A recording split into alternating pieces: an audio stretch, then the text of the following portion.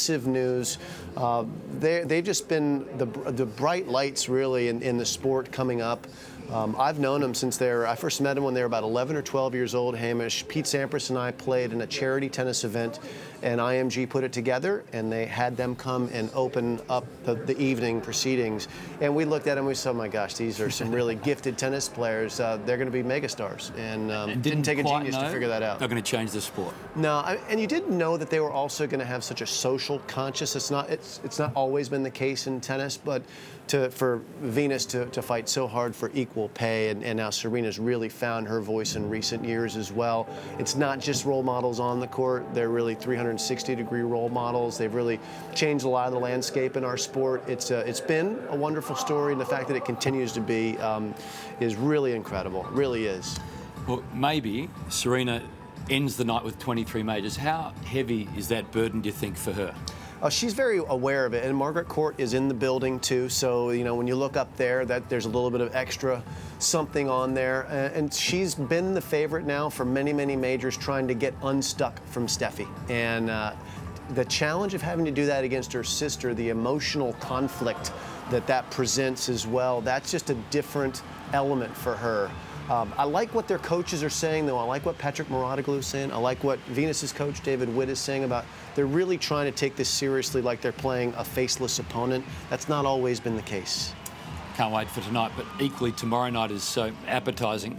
I think they're calling it Fedel 35. Yeah, that's so right. It's a dominant record at the moment for Rafa.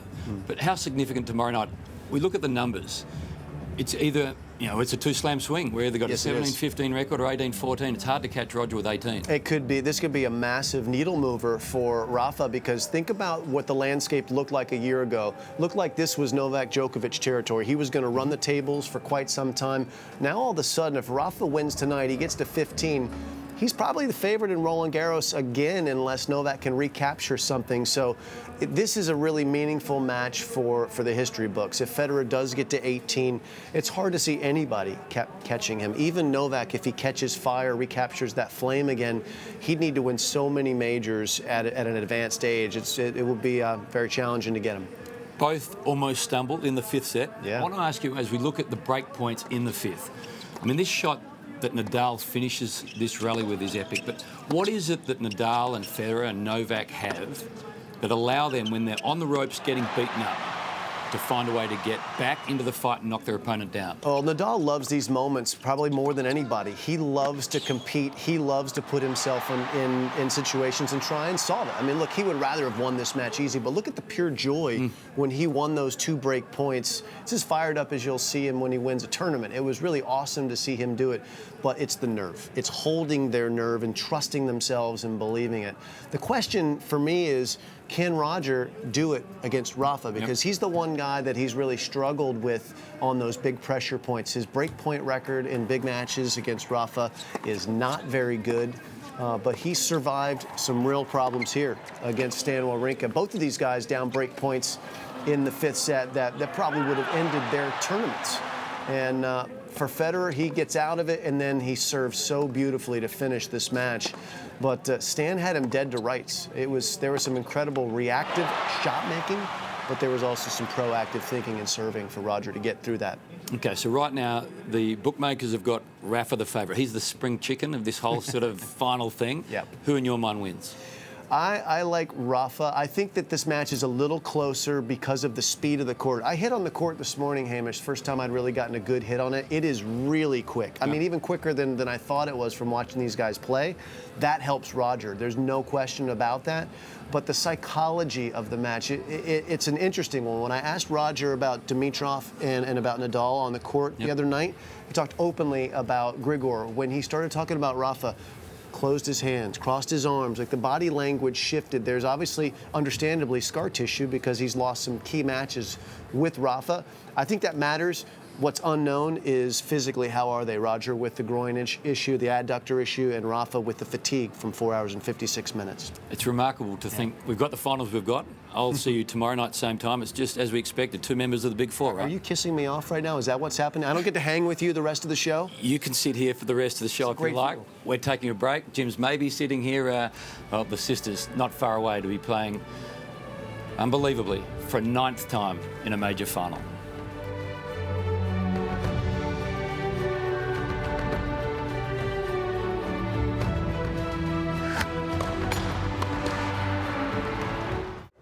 Good evening from the 7 newsroom. A body has been found in sand dunes at popular Chelsea Beach. The deceased is believed to be a man wearing a suit. President Donald Trump has signed a controversial order banning some Muslims from entering the United States. A 3.5-metre great white has been filmed circling a fishing boat off Ocean Grove. And legendary British actor John Hurt has died aged 77, becoming sunny tomorrow, 28. It's the biggest Monday of the year, because Monday is MKR Day. Monday, 7:30. The biggest show on television is back. My Kitchen Rules starts Monday, 7:30. Then, the year's most controversial show begins. No, she's 18. Pride and Prejudice after My Kitchen Rules. Monday, 7:30. It's MKR Day on 7. APT's celebration sale is on now, and the gifts are on us, with companion fly-free offers on Kimberley Wilderness Adventures. APT, let's celebrate 90 years of unforgettable. It's the Autobarn massive 20% off sale, and it's on this Saturday and Sunday. That's right, head into Autobarn and grab 20% off all your automotive needs store-wide this Saturday and Sunday at your local Autobarn store.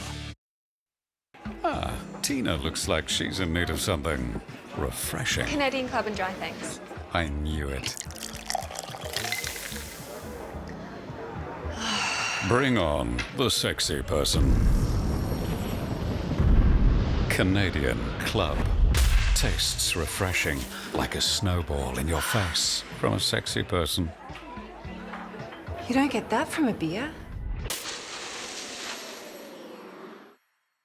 Childhood immunisation has never been more important because children now need a record of vaccination to be enrolled in childcare and kindergarten. Immunisations protect children from disease and from spreading diseases to other children. So give your kids the best early learning possible. For more information about immunisation and the new No Jab, No Play laws, go to our website or ask your GP. Authorised by the Victorian Government, Melbourne. 7's Australian Open coverage brought to you by Towel, ensuring this Australian life. Bunnings Warehouse, find what you need for your DIY projects. APT, celebrating 90 years of unforgettable. Industry Super Funds, we're all in this together. And William Hill, faster, easier betting.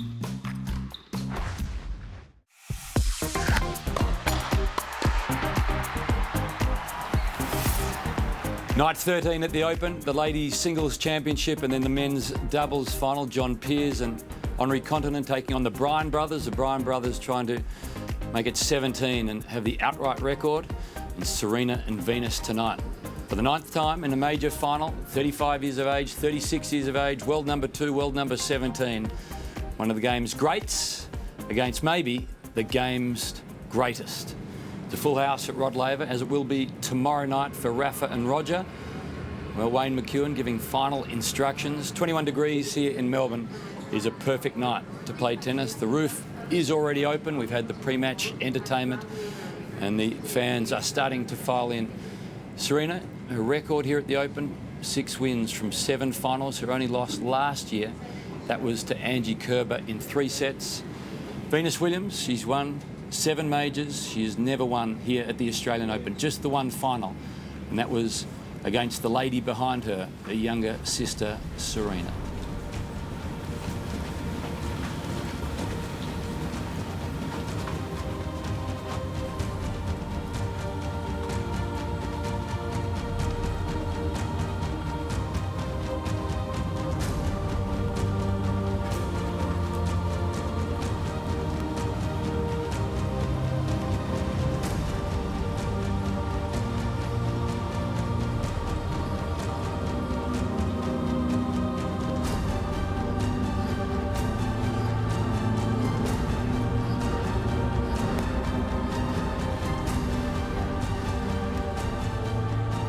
Ladies and gentlemen, for the women's singles final of the Australian Open Tennis Championship of 2017, please welcome to Rod Laver Arena from the United States, Venus Williams.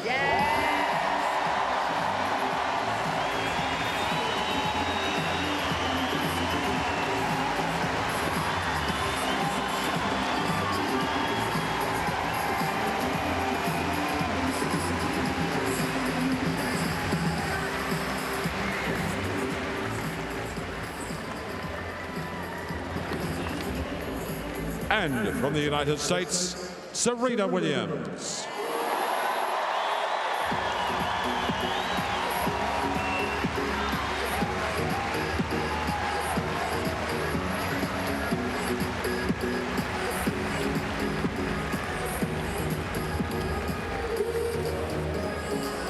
Just remarkable that 128 women arrived here at the Open with aspirations to lift the trophy, and just 2 remain. Remarkably, they are the best of friends. They're both former world number ones.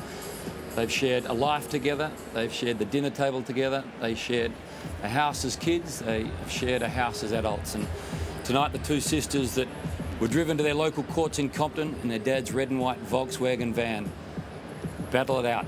Will Serena win her 23rd major, her 7th Australian Open? Will Venus win her first since 2008?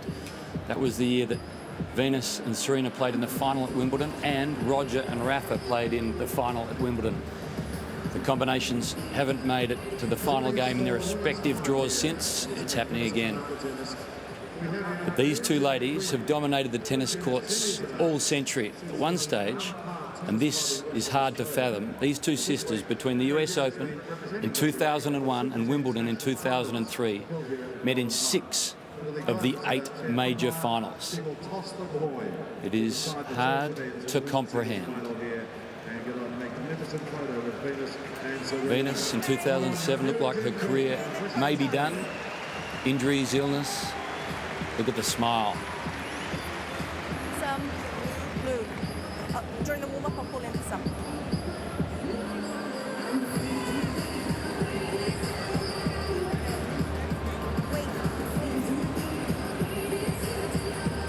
Been a remarkable run by both ladies. Serena, she's had a challenging draw, but she hasn't dropped a set. Venus, just the 1 seed along the way. This is Mary June. She's going to be doing the coin toss.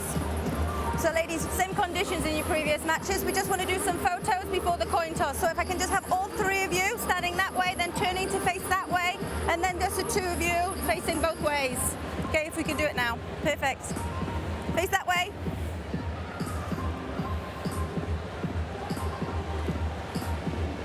And if I can just ask all 3 of you to turn.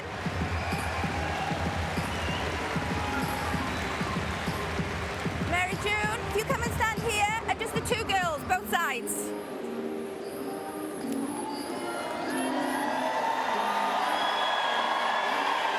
Okay, perfect. Well, it's an image that will go around the world. The 2 Thanks, oldest finalists here at the Open ever. So same conditions. Remarkable. Just a reminder for our Queensland viewers to keep watching this tennis. Just switch over to 7. Queensland viewers, just switch back to 7. It's heads. Serve. Okay. Thank you very much. Well, they were coached by their father on the public courts in Compton. They grew up dreaming of centre courts and majors, and tonight the final of a major on Rod Laver Arena. Basil Zempler, Sam Smith, 2 sisters, 2 dreams. The final match, 1 trophy. It is hard to script an evening like this. Hamish, good evening to you. It is quite historic, isn't it? It really is something special. 2 sisters at the top of their games for so long. We know all the statistical questions, Sam. Can they achieve all of those milestones? But the big question in many ways is how will they handle the occasion together out there in a Grand Slam final for the 9th time? Yeah, I can't believe it's been so many finals. I think until the first ball struck, we don't really know, but I can tell you the last couple of hours, they've been around each other. They've been super relaxed, just hanging out. You couldn't believe that they were going to couldn't believe they were going to play a Grand Slam final. But when they walked down that corridor and they came out of the locker room, everything for me changed. They got their game faces on and they're able somehow to switch off the fact that they are not just sisters, but the closest of sisters.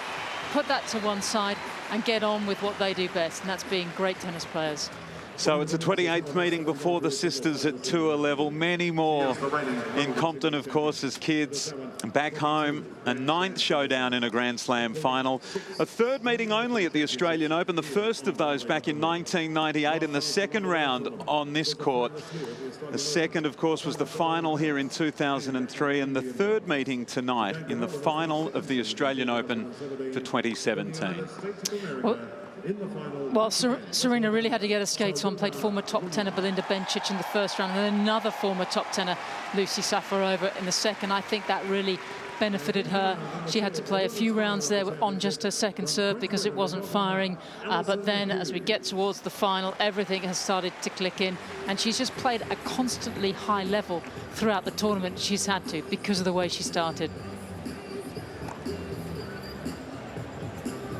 Well, the warm-up continues. We'll take a break. It is the Retro Australian Open, the youngest of the 4 singles finalists, Venus and Serena, Roger and Rafa. It is Rafa at 30 years of age. What a fabulous Saturday and Sunday night of tennis we've got. Just a reminder, the men's doubles final to follow Venus and Serena. First ball, not far away.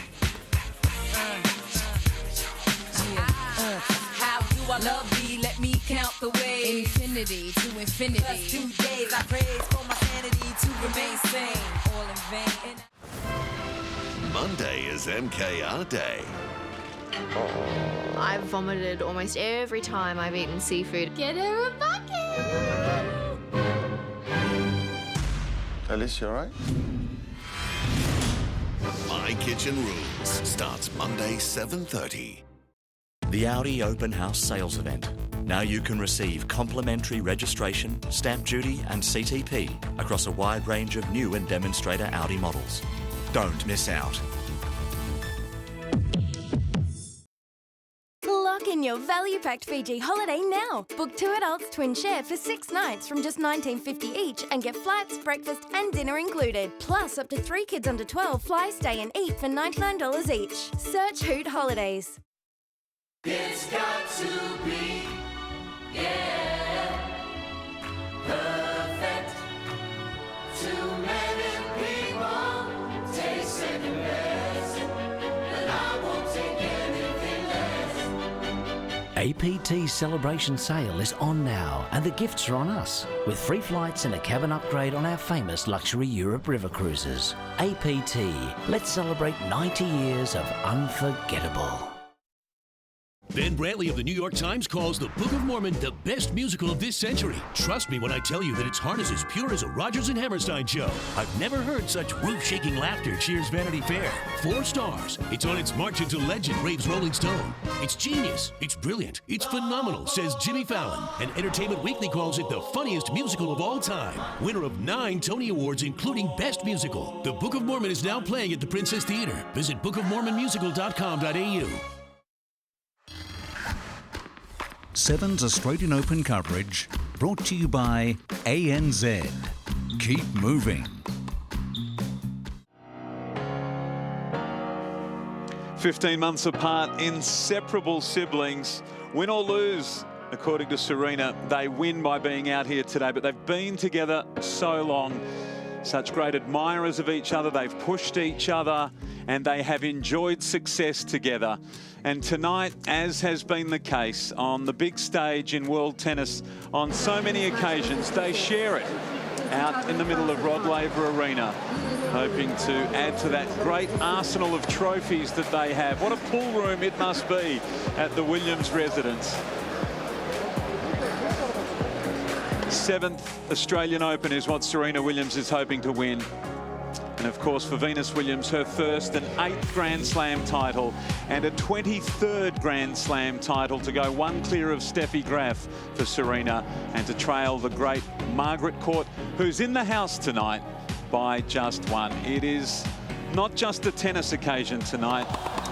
It is a monumental occasion. I'm delighted to say that Renee Stubbs is with us courtside again. She knows both the Williams sisters so well. And Renee, it's a special night for tennis and it's a significant occasion, that's for sure. Good evening to you. It is incredible. It's just a privilege for me to be sitting here watching these two again in a Grand Slam final.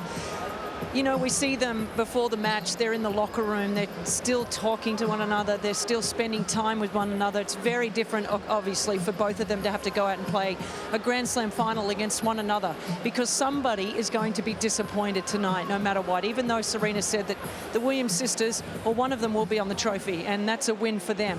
But still, somebody has to lose and someone has to win. And someone's going to be very happy and someone will be disappointed. So for me, this evening is a pleasure to sit here and watch two of our greatest go against each other. But also, Baz, for me, this is the greatest story in sports history, what they have done for the sport of tennis and for women across the world. Hard to argue with any of that, Renee, absolutely. Sam, interesting watching both Venus and Serena step out onto court. Venus in great spirits. Looked the more relaxed of the two, it has to be said. Well, as always, the pressure is always on Serena, isn't it? And we were just chatting earlier, so Venus, she always pops off just before the start of matches. It's becoming quite a habit now. Serena, you know, she's the great champion and there's so much on the line for her too. She doesn't want to just be great, she wants to be historic. Industry super funds compare the pair. The one on the left adds up to 22. The one on the right adds up to 7. Hasn't won an Australian Open before, Venus. Serena aiming to record a historic 7th victory and make it 23 Grand Slam titles. So we're ready to go. Women's final Thank you, for 2017. Ready, play. Venus to serve.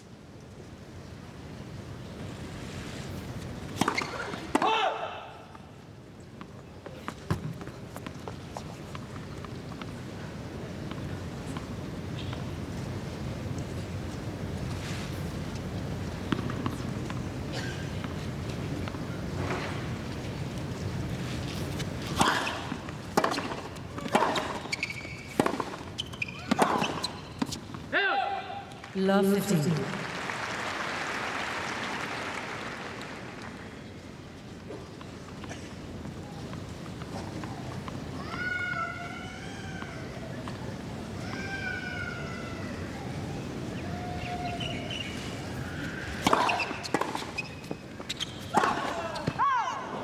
Love 13.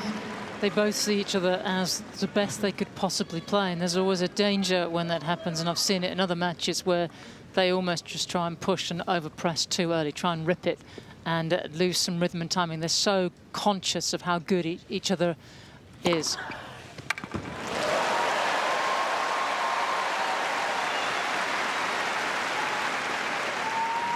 $15.30.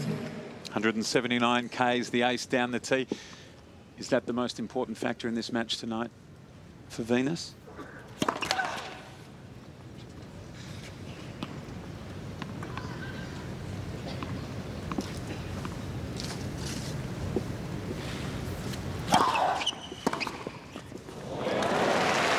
Yeah, she's got to serve well. But I think anyone that goes up against Serena knows that their numbers have got to be better than they normally are. And what tends to happen is their numbers on all counts in all areas tend to be lower. The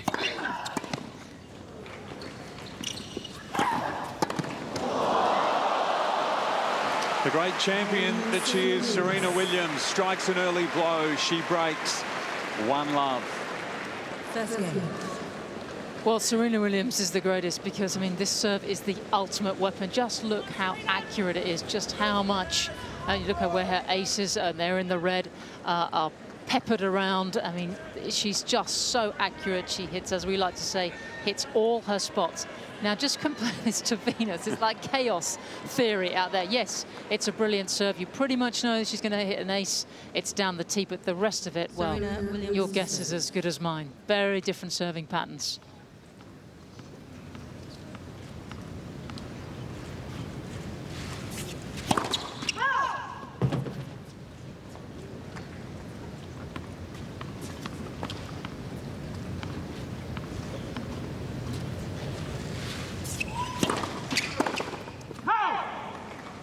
$15 But some of that, Sam, we were talking before the match, the unpredictability of Venus's serve. You just never know where it's going. And if it comes at you and she gets that first serve in, it is big.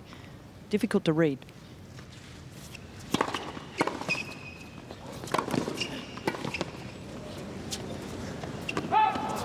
One of the things I have noticed already in this match, though, is the upper left leg of Venus Williams. It is taped, and that is the first time we've seen the tape on her leg at all in this tournament. So that's a slight concern for me because, of course, she needs to move very well. Coach Patrick Moratoglu, Serena's coach.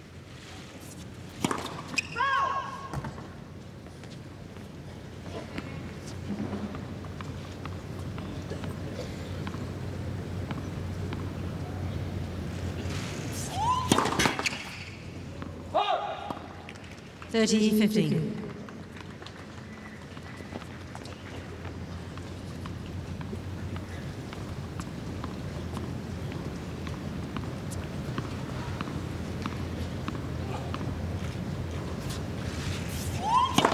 Let's for service.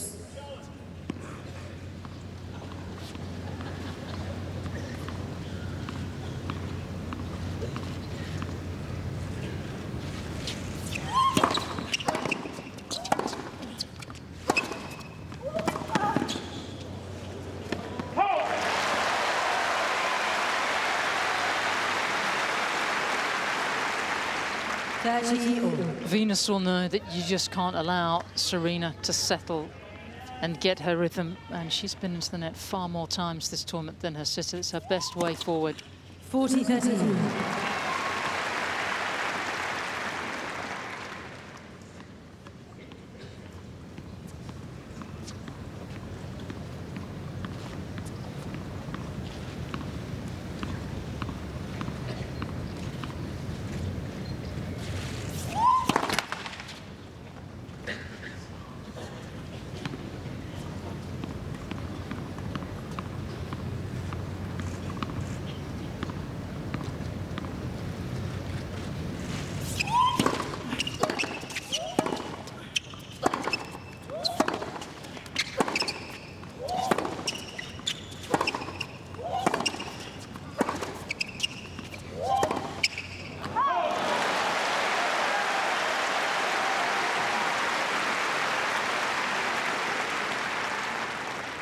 Deuce.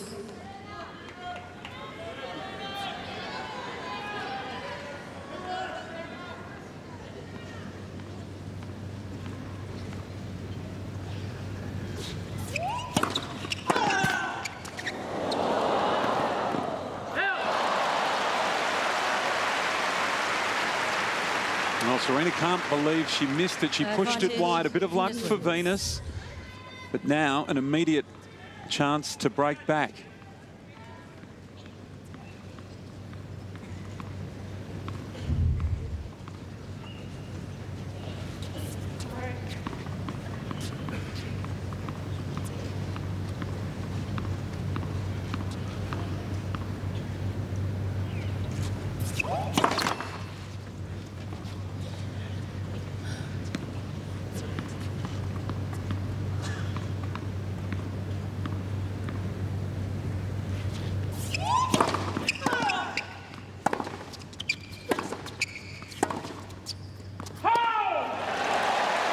She does break back.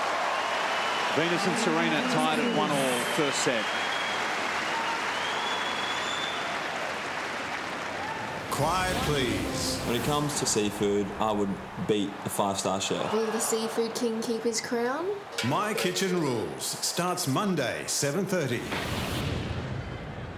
Not long to wait now, only a couple of nights to go. My Kitchen Rules, Australia's biggest show, returns. Channel 7, Monday night.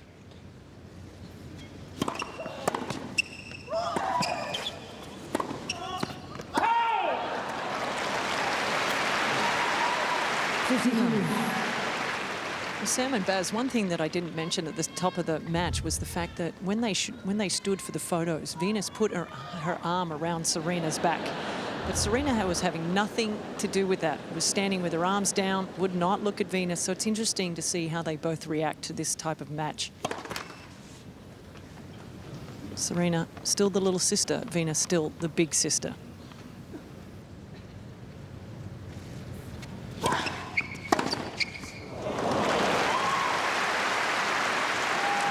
Yeah, the two, you almost feel Serena has an awful a lot more to lose, really. The expectation pretty much every time she goes on court is to win. But she is chasing history. And for Venus, I think she's just really enjoying her tennis, and this is a bonus. I think they're both coming from very different places with their games at the moment.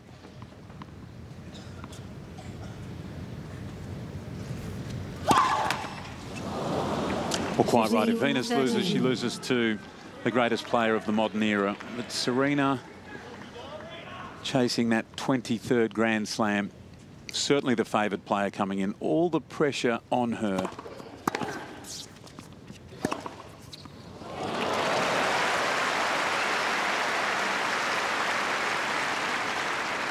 Chair umpire for this ladies' final tonight, Alison Hughes from Great Britain.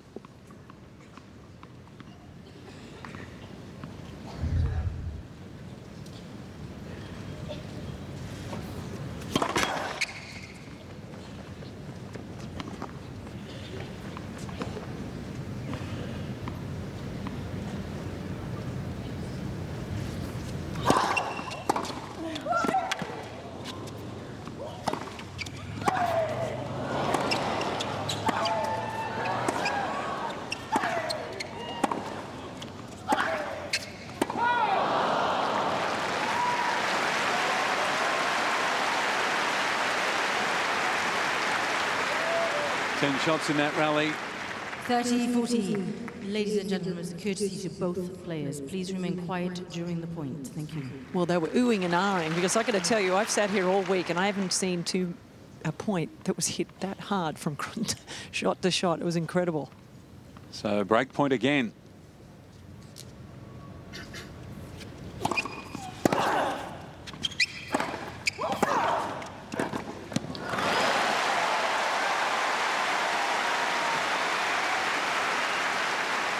No doubt. Deuce. Serena is the more uptight, but this is the way to the title if she can keep producing this kind of tennis. Venus, you're saying Williams all the time, aren't we? There's two of them out there.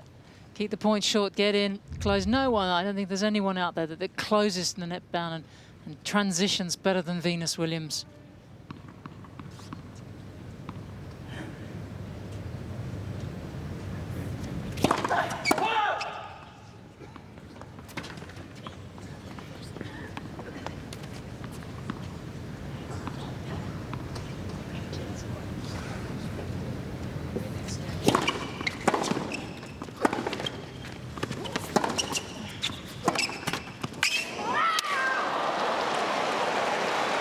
The first time, a little bit of luck for Venus, and Serena slipped on the way down, lost her footing, Serena Williams. And the racket cracked into the court and receives that warning.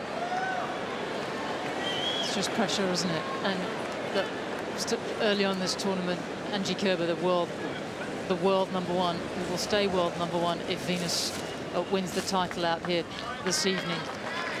Angie Kerber couldn't handle the pressure of a couple of months at world #1. That was very obvious how much she was struggling. You just think Serena at the top of the game for so long. The pressure is all on her out here tonight. Yeah, but Sam, that was incredible. 1-1. That was aggressive.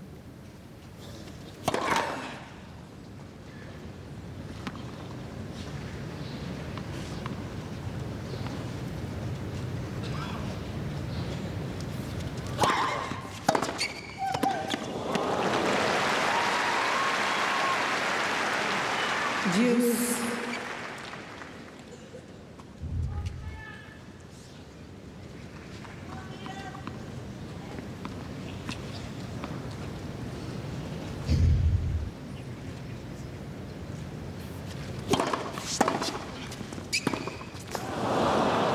Advantage, Serena Williams.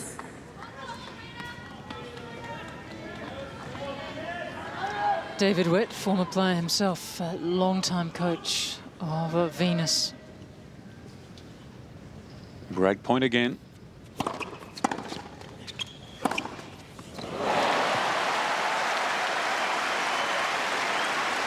We're only in the third game, Sam. It's tight and it's tense and it's what we expected and it's what we wanted. And collectively, everyone in RLA is feeling it.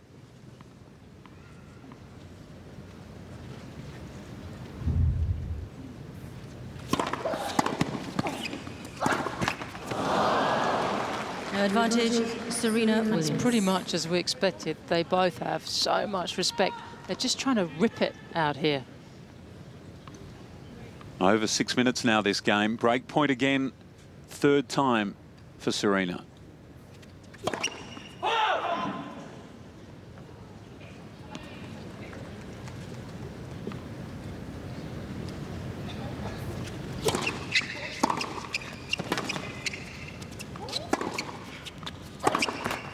And Serena does break, so we still haven't had a hold of serve. 6.5 minutes for that game. Serena leads 2-1. Melbourne's Power Bill. Winners and losers. 7 News reveals which suburbs pay the most and why, and how you can beat the price hike. A lot of people are paying $500 more than they should. Save hundreds on your Power Bill. 7 News, Monday at 6. Australia's #1. Woke up this morning, I suddenly realized we're all in this together. We're all in this together. We're all in this together. When you belong to a super fund that's run to benefit you, and only you, you're in good hands. The new Kia Cerato comes with Australia's only 7-year warranty and a stunning new design inside and out across the range. It starts with the Cerato S from just $19,990 drive away with free auto. She's the body double to the stars. Why Hollywood can't get enough of this Aussie stunt woman. Look out, Weekend Sunrise, 7 a.m. on 7. Well, there's no doubt that Serena has the pressure on her tonight, but to lose it this early in a match is a little interesting. Maybe a little unlucky to break it right there, perfectly. It's all about the occasion, Renee, isn't it? What's at stake for Serena? The pressure of the moment, the pressure of playing her sister.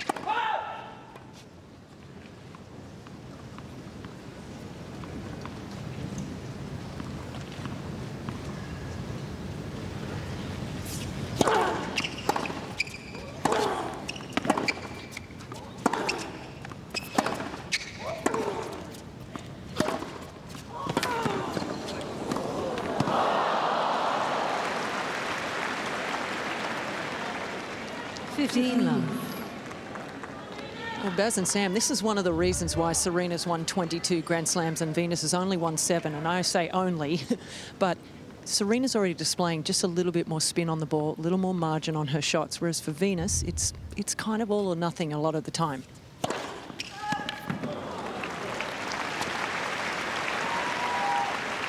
Love.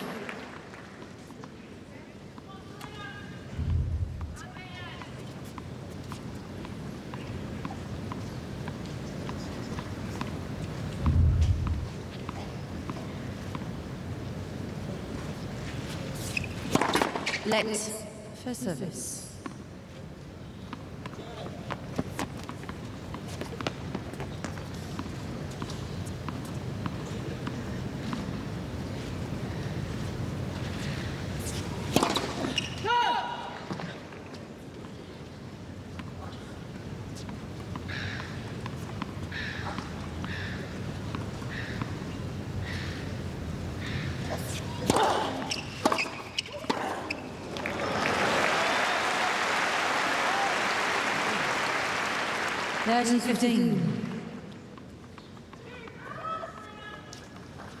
Yeah, Venus really does rip it off that forehand side.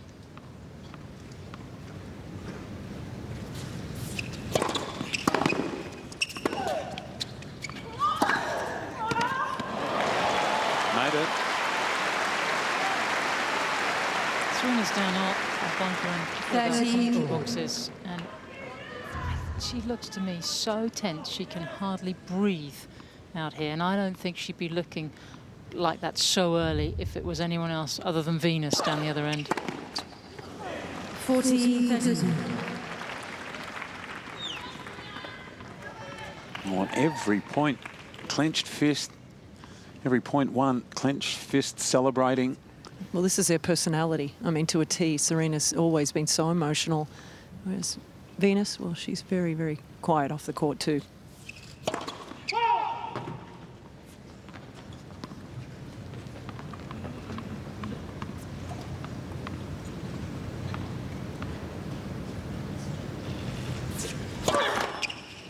Deuce.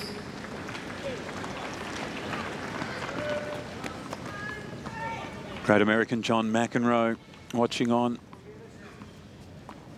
Done so much for this sport back home in the United States.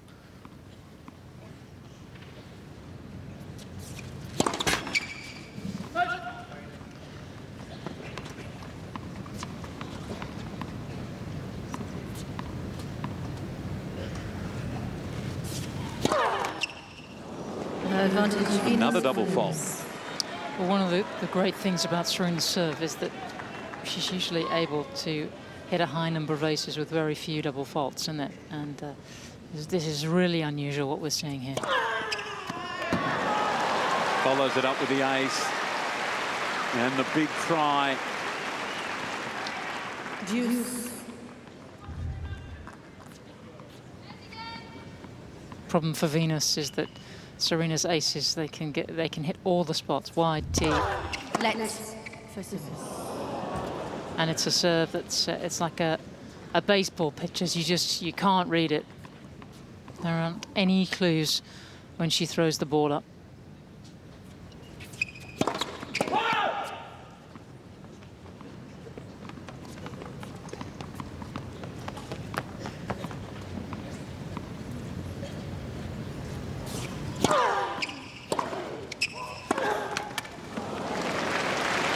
Well, I got to tell you, that second serve barely got over the net as well. So Serena's definitely lost her rhythm on her second serve. There's no doubt about that. The first serve will probably remain. The second serve looking vulnerable. A fiancé with the blue jacket. Alexis O'Hanahan, co-founder of Reddit social news website, engaged on December 29 last year. Game. And another double fault, quite remarkable. So we still haven't had a hold of serve. 2-all. 2 games all, first sets.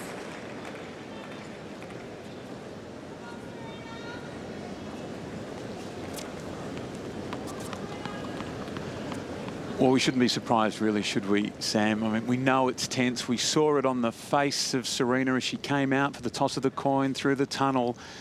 And she's just struggling a little to get it all together.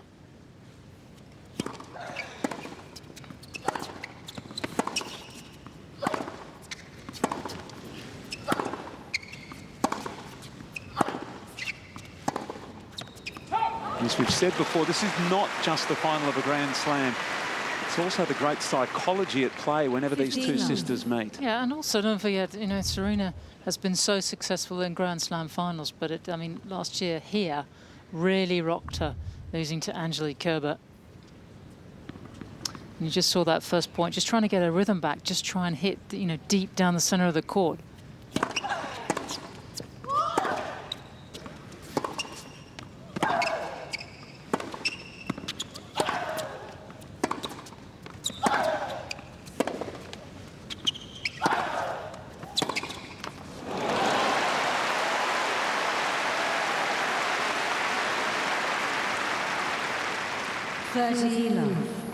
Well, the key for Venus has always been the forehand, and right now she's hitting the forehand so beautifully, timing it well, but she's also hitting into the wind again, and that allows her to hit the ball flat and big.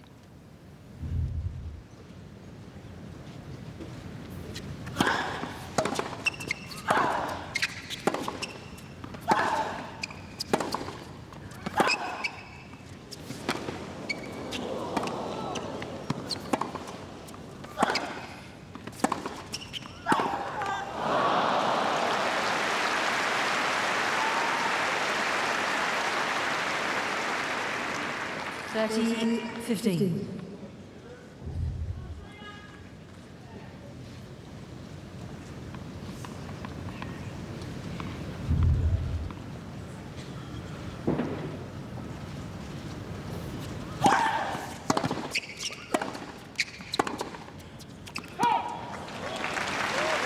Serena right now is just trying to bring her margins in. I mean, it's very obvious.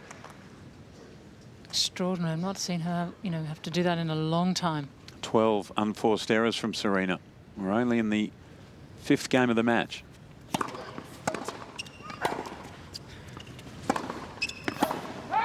Oh, it's out, and that is really big for Venus. She holds 3-2, first set. Ben Brantley of the New York Times calls the Book of Mormon the best musical of this century. Trust me when I tell you that its heart is as pure as a Rodgers and Hammerstein show. I've never heard such roof-shaking laughter cheers Vanity Fair. 4 stars. It's on its march into legend, raves Rolling Stone. It's genius. It's brilliant. It's phenomenal, says Jimmy Fallon. And Entertainment Weekly calls it the funniest musical of all time. Winner of 9 Tony Awards, including Best Musical. The Book of Mormon is now playing at the Princess Theater. Visit bookofmormonmusical.com.au. While queuing in 40-degree heat, Derek discovered he'd lost his wallet and cards. So why is he so calm? Derek is with ANZ, so we were able to securely replace his lost card onto his phone while he waited. Unfortunately, Derek also lost his glasses.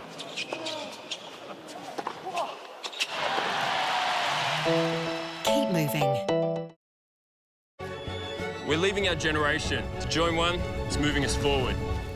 Where knowledge isn't limited by time or space. And anyone can change the world from anywhere. So we can keep our big city job without the big city. We're doing things differently, seeing things differently, and we're just getting started. It's time for a new generation. It's time for Gen MBN. 3-2, Venus leads this on the sit-down. There's some notes under that, I think, just to keep her calm, just to keep her focused on what she needs to be worrying about. Smart move. We've seen it a lot from Serena over the years. So just a little reminder, what was discussed pre-match with her coach.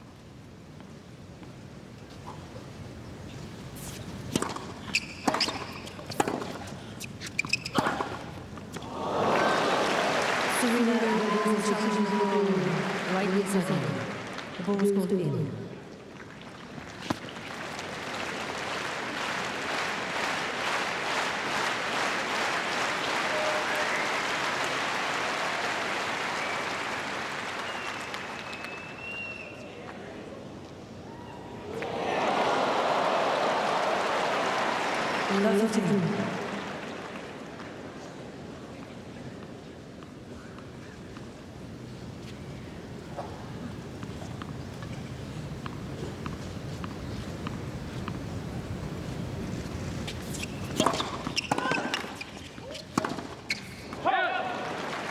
Love 13. Serena Williams has 2 challenges remaining.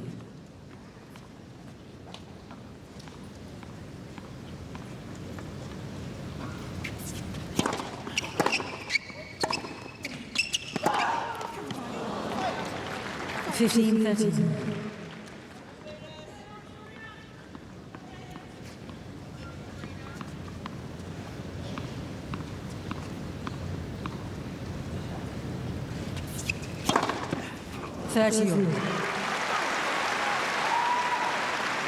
That'll do her the world of good. That's a serve that she normally can rely on out wide in the ad court.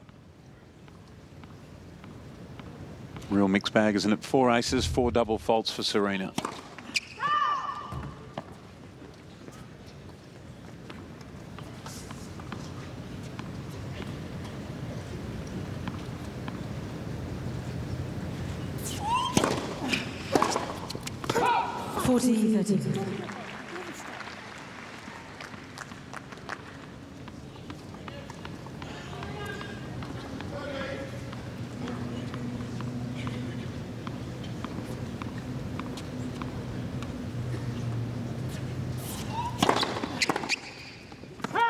Game, Serena Williams.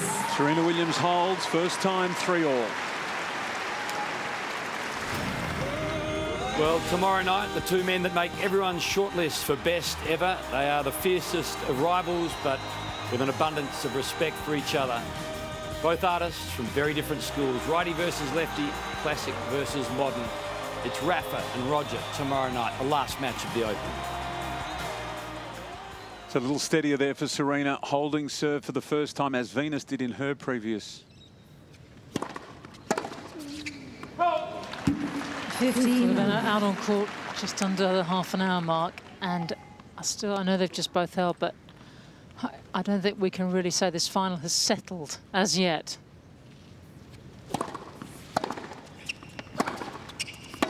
$15 all.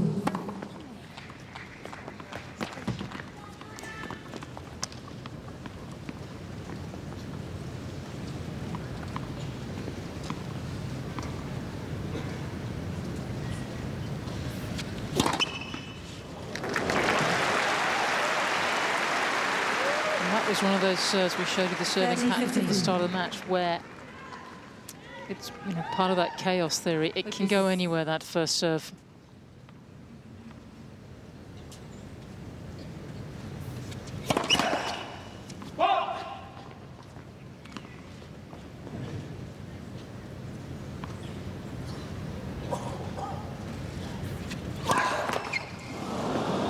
Well, interestingly, before that point started, and this is the second time that Serena's done this, just before Venus has gone to serve, she's really held her up. Whether Venus is playing quick tonight or whether Serena's playing some mind games, soon to be, we'll see.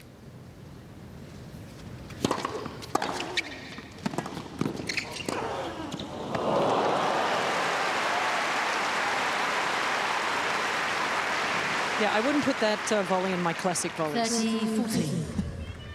This was a little lucky from Serena.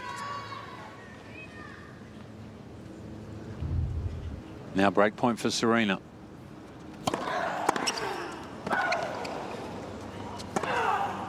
And grabs it and takes the lead for the first time. Serena 4-3 opening set. 40-degree heat. 5 sets. There's been sprains, cramps, fierce competition, tie breaks, and upsets that no one saw coming. But that's sport.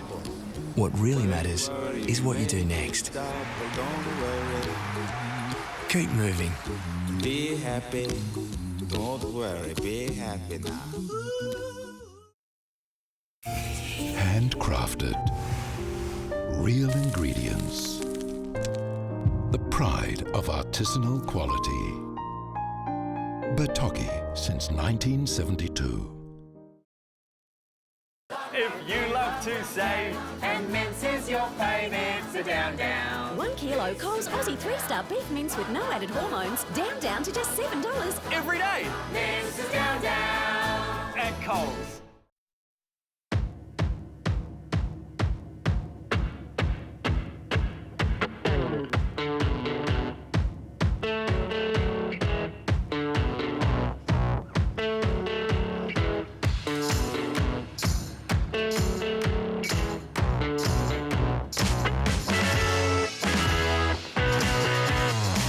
Every day we have a choice. Choose to be a well-being by talking to the Blackmores Wellbot today. Saturday night at Rod Laver Arena, women's singles final. And Serena Williams has the break, serving with new balls at 4-3.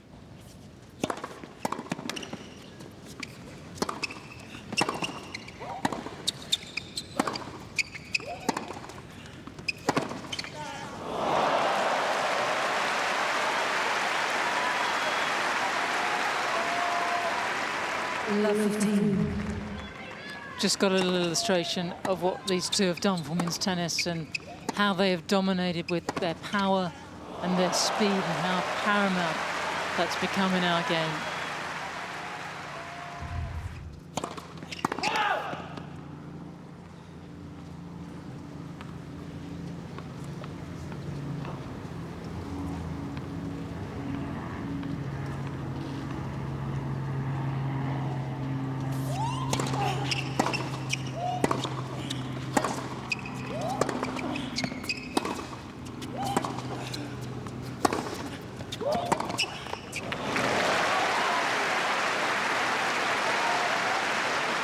Guys, I think that Venus is really using the wind and down that end really well. She's hitting through it. She's getting the ball incredibly deep in the court. And Serena down this end is starting to is pushing the ball more.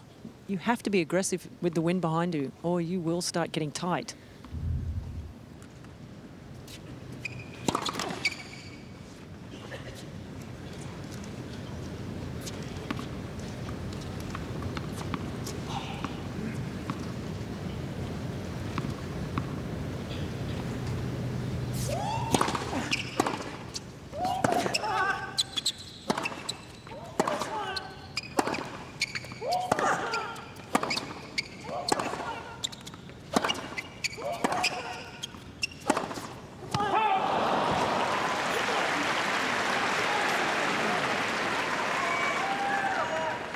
Thought, isn't it? We're used to seeing Serena up on a baseline, dominating, intimidating opponents, and actually, at the moment, she's being pushed back far further than she normally is. And I think Venus is probably the only person in the world who's not intimidated by Serena with a racket in her hand on a tennis court. And there's that serve again. That's the serve she loves. Break point down if she ever just needs a point. It's the ultimate weapon. Has she been showing Venus too much respect, do you think, Sam? I think in Serena's mind, Venus is her biggest competitor out there, the best player she could ever play.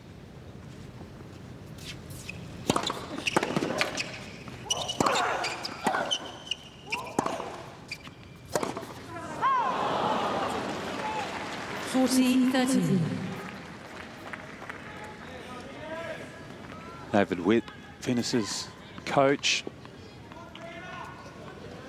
Venus just ruining a couple of missed opportunities. There's that racket. Collector's item. An early casualty of this tense final.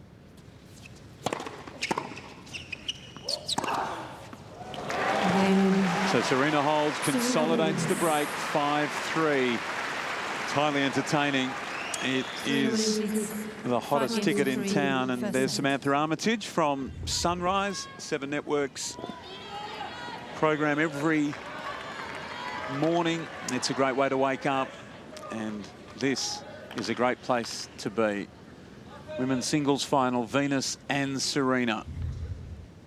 So Venus serving to stay in this opening set.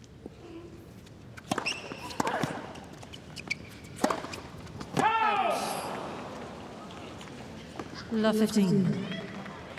Of course, Serena's record's so imposing. When she wins the first set in the Grand Slam final, she is very, very hard to beat.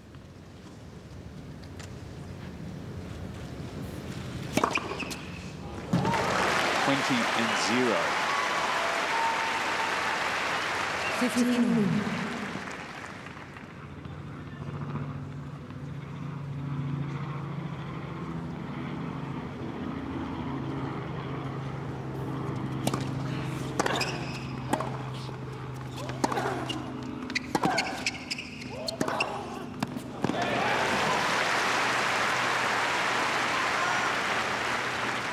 15. It's interesting watching Serena out here. She's played some delightful tennis, I mean, sublime tennis over this fortnight, but she's just trying to make it happen out here rather than letting it happen.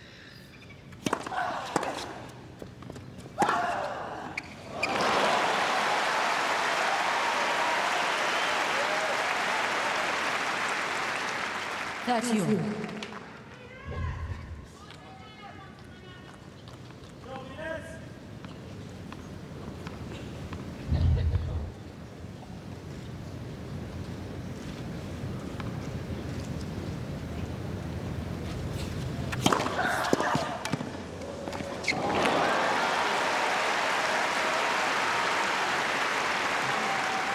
$183K rocket. 40-30.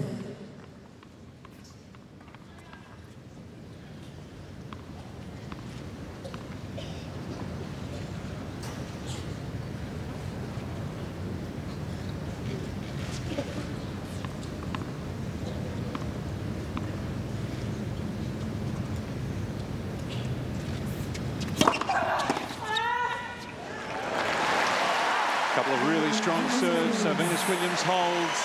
Serena will serve for the first set, 5-4. Marie has a Holman grow hose. It's lightweight and can't be kinked. It grows from 6 to 15 metres with a flick of the tap. Her neighbour doesn't. Holman grow hose, available at Bunnings Warehouse. These days, there are plenty of places to book online, but how can you avoid unwanted surprises? With over 4,100 hotels worldwide, at AccorHotels.com, you'll always get a great room at a guaranteed best price. As a true online hotel company, we feature not only our own hotels, but hotels from our partners too. Book your next stay at AccorHotels.com, proud partner of Australian Open 2017. AccorHotels.com. Feel welcome. The CPA program teaches not only accounting, but also the leadership skills to reach the next level, where you can make the important business decisions, manage teams, and help define the strategy of your organisation. So take one step today to take your career anywhere.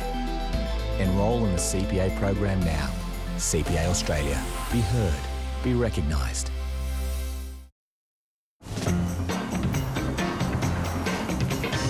Say hello to Kia Sportage, packed with features like panoramic sunroof.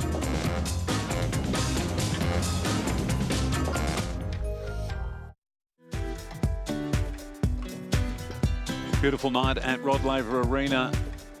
And Serena Williams now to serve for the opening set. It's been tight and it's been tense, 40 minutes out on court.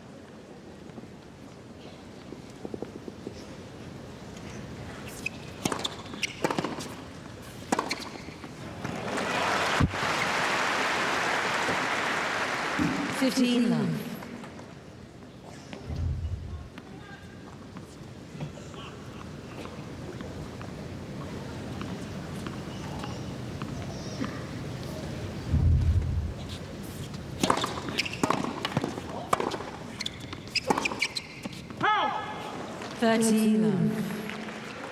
Well, it's been slightly uncomfortable for Serena tonight, and it's only fractional, but she has been pushed off her baseline and hasn't been able to quite intimidate Venus as much as she has so many of her other opponents through this draw over the last fortnight. It's only fractional, but it's important. 14 love. But it might not make a difference. She's clicked into She's that good. Top gear here, hasn't she? And suddenly, easiest service game of the match so far. 3 set points for Serena.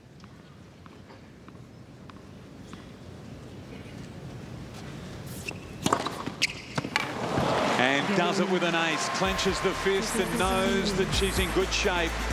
20-0. She's never lost a Grand Slam final when she wins the first set, and she's done that here. 6-4 in 41 minutes. Thanks to William Hill, fast betting is on its way to the Australian Open.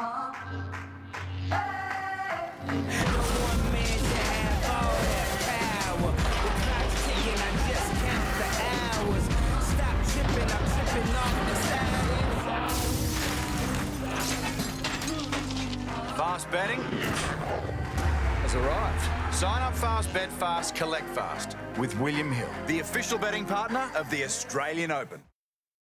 This summer, choose Sunsense sunscreen with very high SPF 50+ sun protection and vitamin B3 to help moisturise and improve skin tone. So save the day with Sunsense. Chase the aces back. Get up to $10 per ace. Your player serves. On Oz Open head-to-head bets. William Hill, official betting partner of the Australian Open. Serena Williams, as she so often does, takes the first set 6-4, 41 minutes in this final of the women's singles against her sister Venus Williams. And really, Sam Smith, a match with no real pattern to it in the first set. Yeah, not a lot of rhythm, not a lot of flow, not a lot of momentum. I think just all the emotion and the pressure of the occasion getting in the way for both of them. We haven't seen the best of Venus. We've seen some high spots, and for me, I think for most watching, we haven't seen Serena at full tilt yet. Maybe with the first set under her belt, she has a cushion and she can open her shoulders and just relax into this final. Wonderful view through the stadium a moment ago with APT Spider Cam. Tennis royalty in here tonight. Among them, Margaret Court with 24 Grand Slam titles. Serena will go back to #1 in the world if she wins, and of course to 23 Grand Slam titles, past Steffi Graf and trailing Margaret Court by just 1. Start of the second set.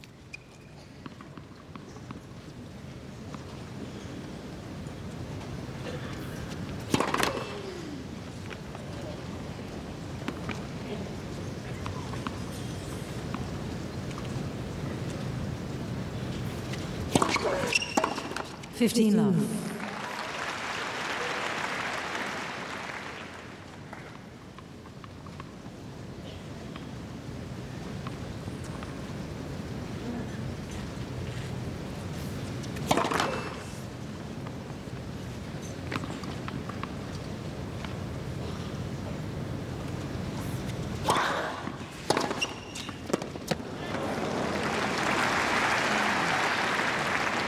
Fifteen all.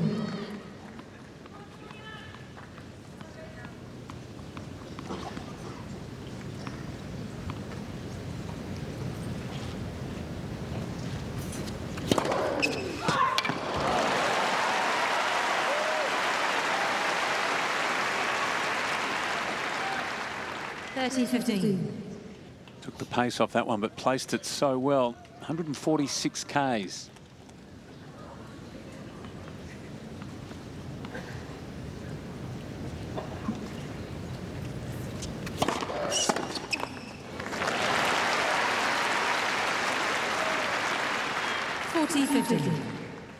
Priority here, hold serve for Venus, because she'll look down the court and still know that Serena is nowhere near her best. Well,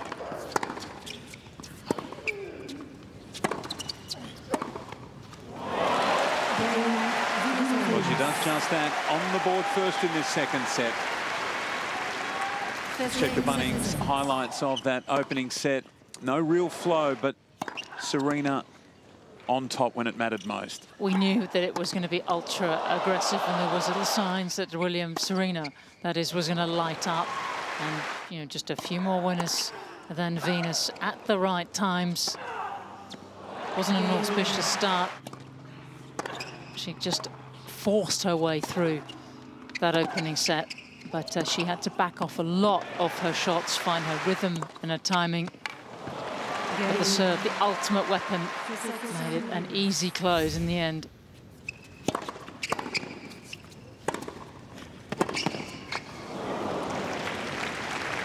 Fifteen love.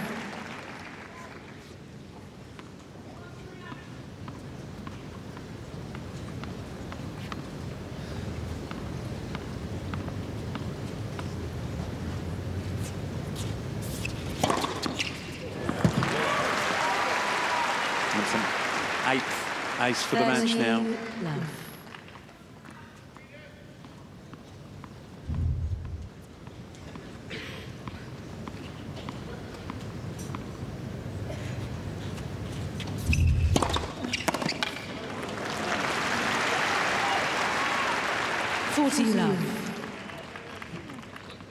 First set to Serena in 41 minutes. Venus has only once won a slam final from a set down. That was Wimbledon 2005.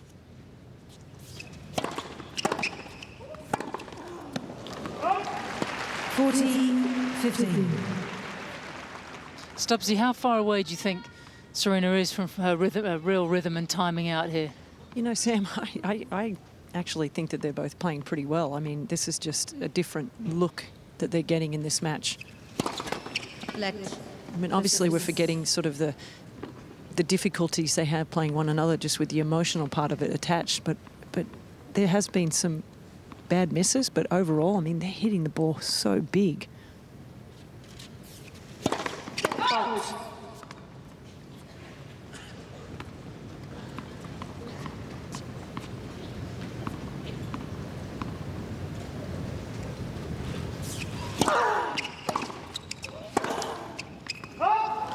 And you always also have to remember that these two know each other so well. So every time they go to step up to hit a backhand or a forehand, they're already anticipating the shot most of the time because they have seen it so many times. So that's another thing we're forgetting about. Game, Serena Williams. Serena holds 1-1, second set. 1 game all, second set. Stars on court and off court. Cooper Cronk from the Melbourne Storm, Australian halfback. Don't forget the Rugby League World Cup starts October 27 on 7.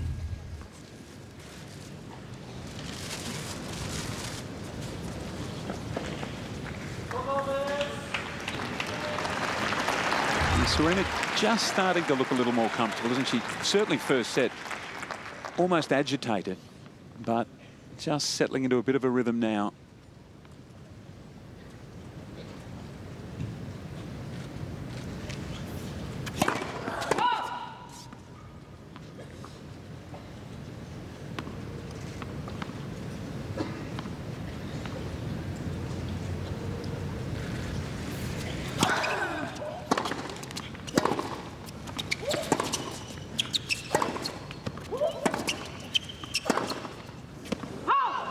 I'll tell you who was nervous, Sam. We just saw a shot of her fiancé, Alexis Ohanian, first time in a Grand Slam final as Serena's fiancé. Yeah, he's really feeling it. He's having to step up, isn't he? Yeah. It's nerve-wracking stuff.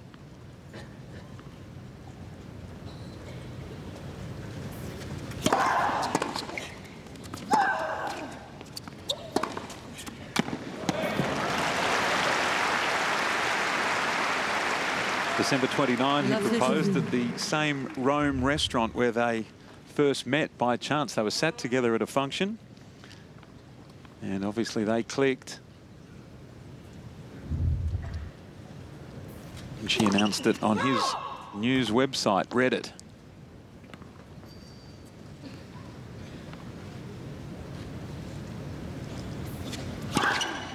Love 14. So 3 break points here. First double fault of the set, 3 for the match.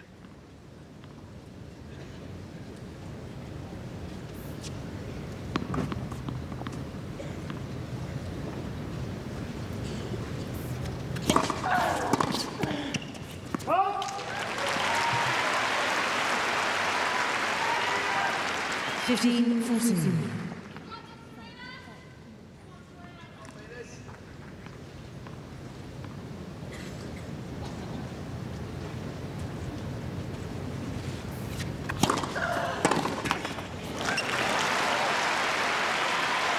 Well, interesting there. Venus taking a lot of pace off both of those first serves and sort of sliding it away from Serena. Be interesting to see if she does that again or goes hard with this one.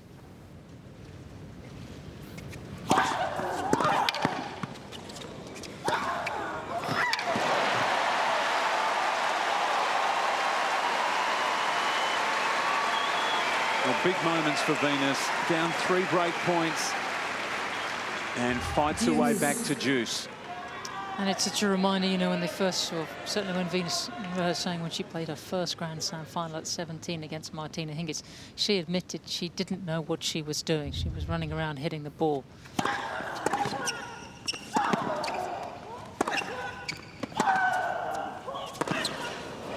wonderful tennis. And now, you know, over the years she's evolved into the straight match player. Who after matches looks at all the data with David Whitten, plots the next round, and they've both. I mean, we've watched them over the last 20 years or so just transform, adjust, evolve. It's been wonderful to see. 5 consecutive points for Venus. She's not going quietly. 2-1, second set. Hello again. On 7 News, police are investigating the discovery of a male body in sand dunes at Chelsea Beach. President Donald Trump has signed a controversial order making it more difficult for Muslims to enter the United States. British actor John Hurt, star of The Elephant Man, has died aged 77, and a ute has slammed into the side of a bus in New York, sending passengers flying. Incredibly, no one was badly hurt. Becoming sunny tomorrow, 28. Waiting for it. And now, it's here. Monday is MKR Day. Bring it on. Kiss your baby. I'll flip a table. Come on, low, it's all right. Heaven knows they That's an instant 0 from me. Big fat king jerk. kiss your baby. In a very first round, 3 records will be broken. There's one show everyone will be talking about. This is why we love being judges on MKR. Australia's biggest show is back. You're going to go far in this competition. It's MKR Day, Monday, 7:30. It's coming. Someone, help! Home Away, Monday at 7. 7's Australian Open coverage brought to you by the all-new Rio, re-engineered and redesigned with a bold new exterior. Serena Williams to serve at 1-2 down in this second set. She won the first set 6-4. Venus, of course, fought back from a set down against Coco Vandeweghe in the semi-finals, and that was a huge hold in the previous service game.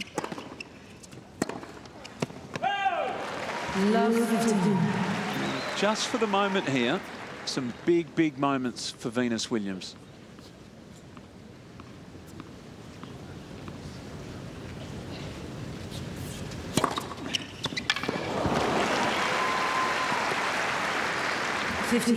Well, both players have used that serve, that sliding serve, and keeps with the wind in their face down that end. It's really dying away, and this court takes that serve beautifully. So both players using it well. Venus has adjusted, though. She is getting further and further inside the baseline.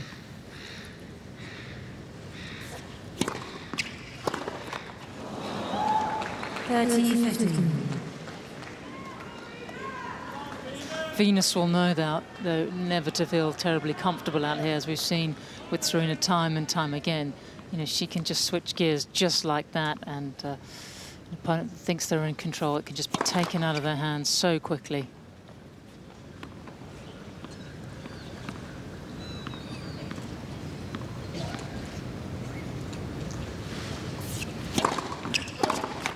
.40-15. 2 second serves.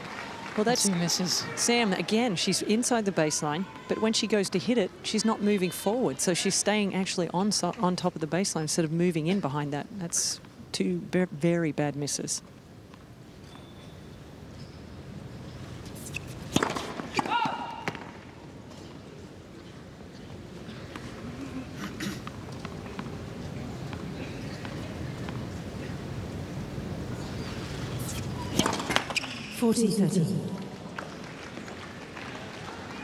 Well, 9 aces for the match for Serena, but 5 double faults. Incidentally, Serena yet to drop a set here at Melbourne Park. 13-0 now, and Venus 12-2. Dropped the opening set of the semi and the opening set of this final.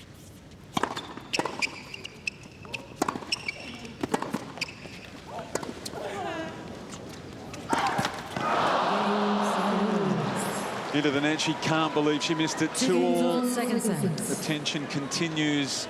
Second set, huge crowd inside Rod Laver Arena, and a lot of people on this beautiful balmy Melbourne night have made their way to Garden Square. It's a nice way to enjoy the tennis. Not quite the tension of being inside.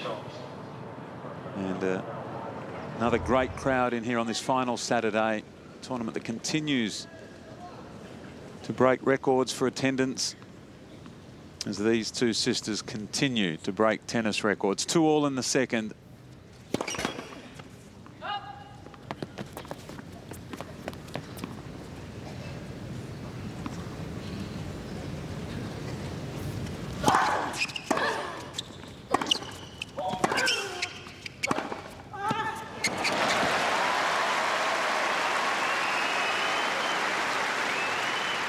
15 love.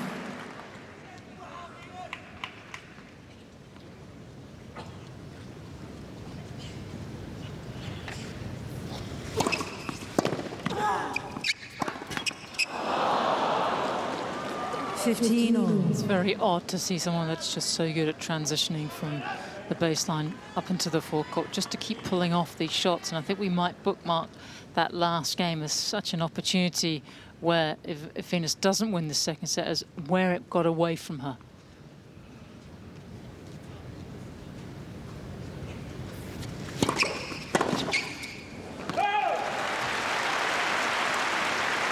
Just doing a lot of things beautifully out here. Venus, I mean, we did not expect her at 36 and all that she's been through with the illnesses to playing this level of tennis at this stage in her career. I think she's surprising everyone. It was nearly career-breaking, wasn't it? The anti-immune disease since 2011. Took a 15. long time to get on top of it. Now on a plant-based diet, it's caused a real change in her demeanour and general well-being.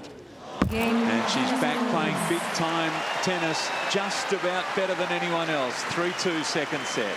Venus Williams leads. Finance deals aren't always as transparent as they should be. But at Ford, we make it crystal clear. Get a low 1.9% comparison rate on top of great drive-away prices across a wide range of cars, but only until January 31. The price is the price, whether you finance it or not. Can't get clearer than that. Ford, drive's most awarded brand of 2016. When I actually joined up, I was surprised at how normal my lifestyle stayed, which is pretty awesome. It was very exciting to discover how many jobs were actually on offer within the Army. Probably the only thing that's a bit different is really what I wear to work. And I get to work with these. There are a variety of careers for women in the Army that are anything but ordinary. To find the one that's right for you, search Army Jobs. Army, challenge yourself. 40-degree heat. 5 sets. There's been sprains, cramps, fierce competition, tie breaks, and upsets that no one saw coming. But that's sport. What really matters is what you do next. Keep moving. Be happy. Don't worry. Be happy now. On serve in this second set. Venus up 3-2. 15 love. I wonder if she sat down then, Venus, Sam, and thought, maybe could have been 4-1. Well, Venus is so positive, I don't think she spends too much time dwelling on the past, but I think that's what we were thinking.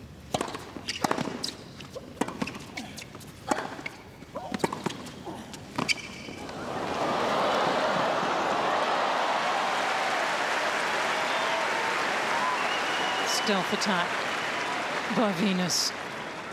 15 all. Has been to the net very sparingly, hasn't been able to get up the court.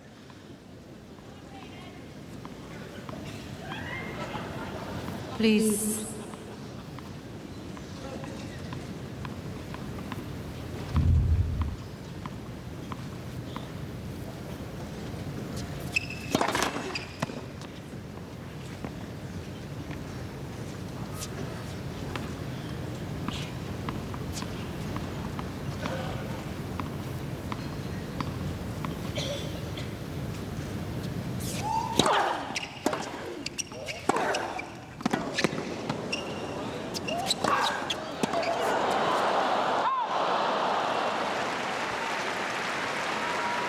I think Venus was surprised to be playing that last shot.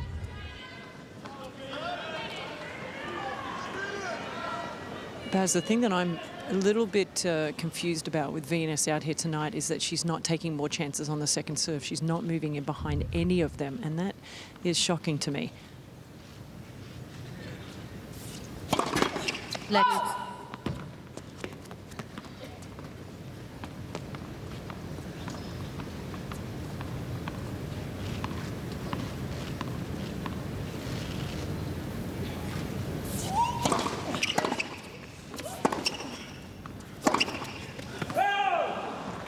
40-15.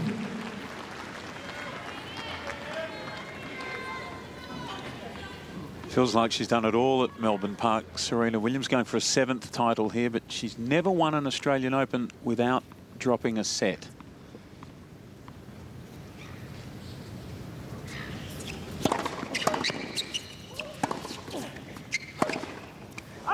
It's out. She holds 3-all, second set. New balls, please. Ball change. 3 games all, second set.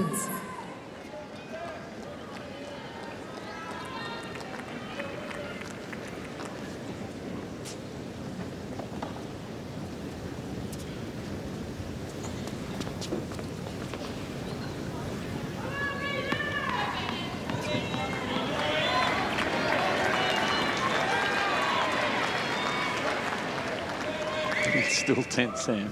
Yeah, unbearably so. You will. See,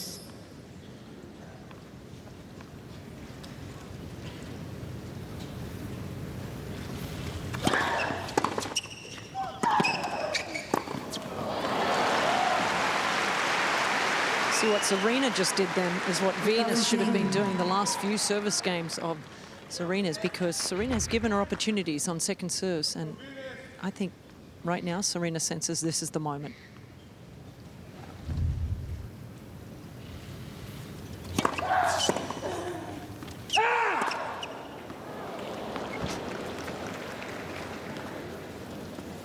Yeah, you have to.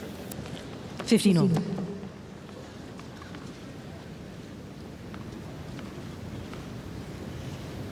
Thought about it, but it was out.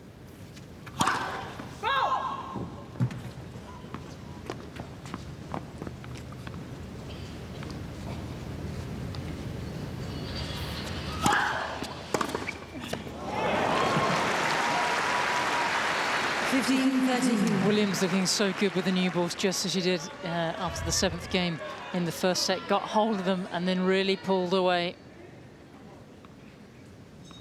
See the transfer of weight, though, Sam, moving forward behind that. That's what Venus isn't doing. 30.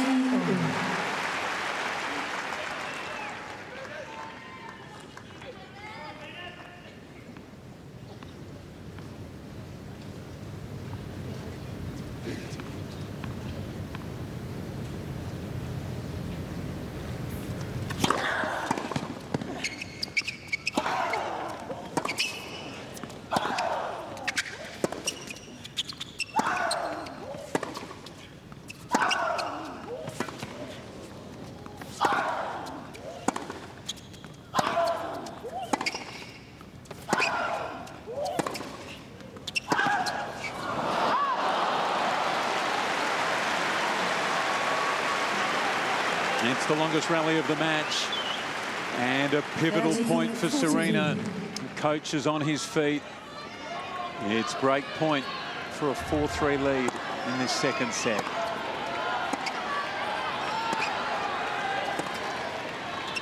Thank you. Thank you.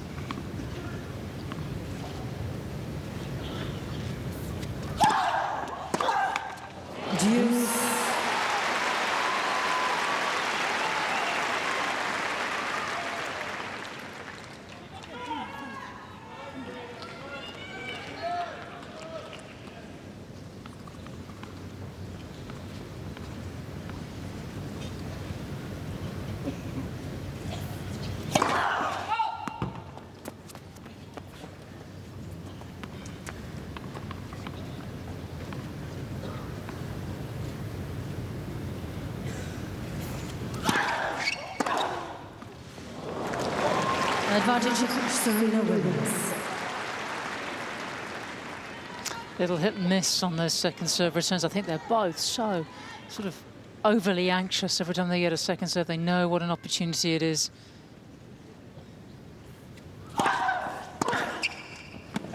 Deuce.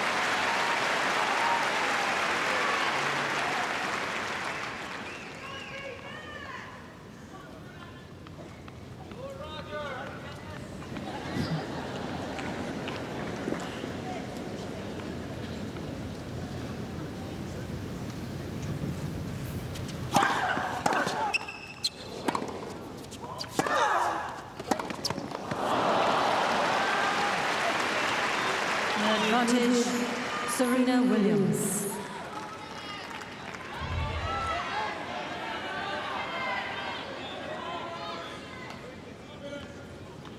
The third break point here.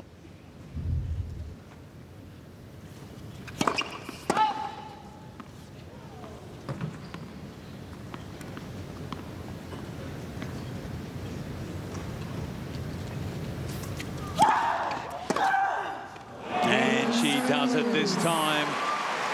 She breaks and leads 4-3 in the second set and closing in on her 23rd Grand Slam title. It's one of American sport's most famous numbers. Michael Jackson wore 23. LeBron James wears 23. Michael Phelps, 23 Olympic gold medals. And Serena Williams possibly just a couple of games away from a 23rd Grand Slam title. An unbelievable Final Four at the Australian Open. Serena and Venus Williams on court here in this women's singles final. And then Sunday night, a dream final. Roger Federer, holder of 17 Grand Slam titles. Rafael Nadal, a holder of 14. Rafa wins. He gets that little bit closer. French Open still to come. He might be dreaming of reeling in the great Roger Federer. Or will Roger go 4 clear from 6:30 p.m. Australian Eastern? A final for the ages. Well, guys, that last game was really indicative of what I was talking about for the last few return games from Venus. She hasn't looked to take the ball early and move in behind it and impose herself, whereas Serena, on the other hand, has just stepped it up. Anytime Venus has hit the serve short, she went after it in that last game, and that's really the difference maker for me in this match.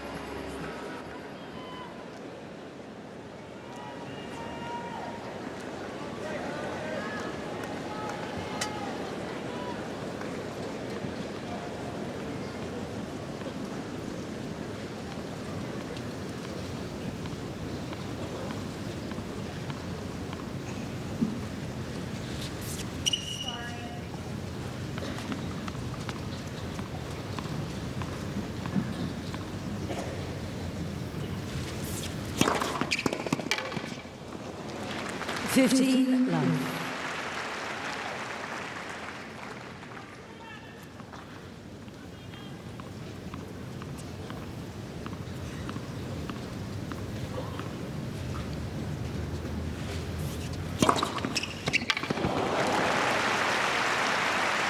Well, that little part of the court is going to be worn out for tomorrow night because these two have just peppered that tee, and particularly in the sad court. It's been such an effective serve for both of them.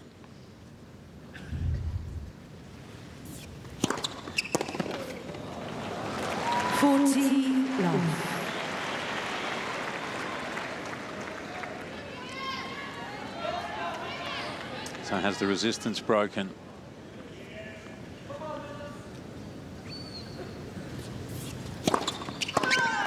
Game, Serena Williams. 5-3, Serena only a game away now from the Australian Open for 2017. Serena Williams leads 5-3, second set.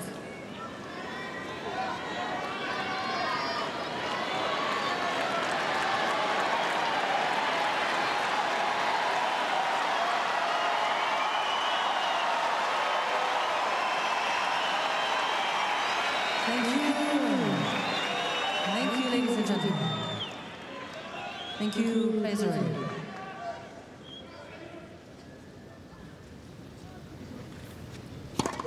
Let for service.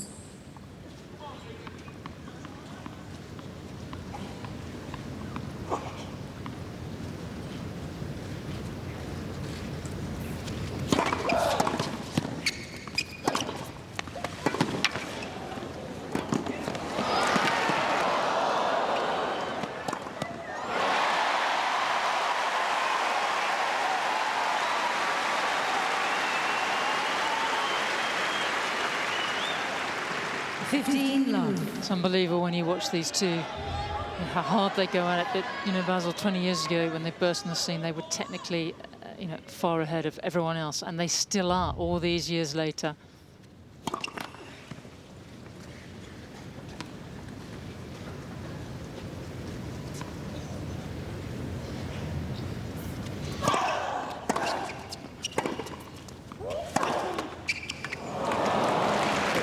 15 all.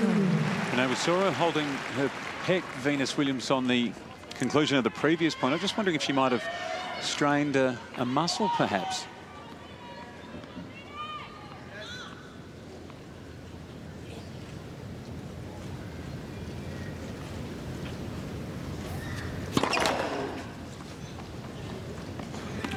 Certainly grimaced after that serve, Baz.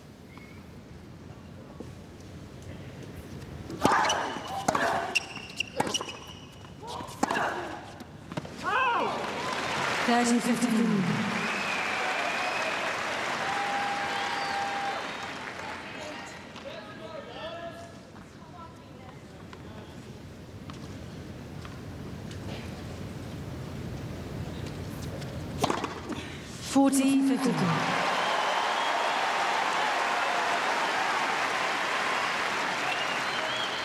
Big sister is not going to let little sister get away with things that easily.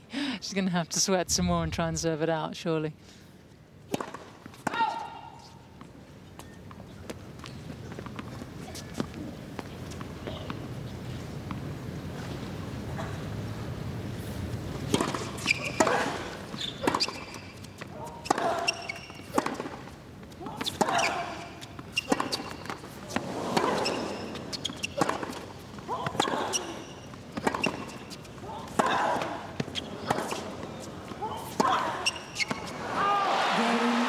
That's a gutsy hold.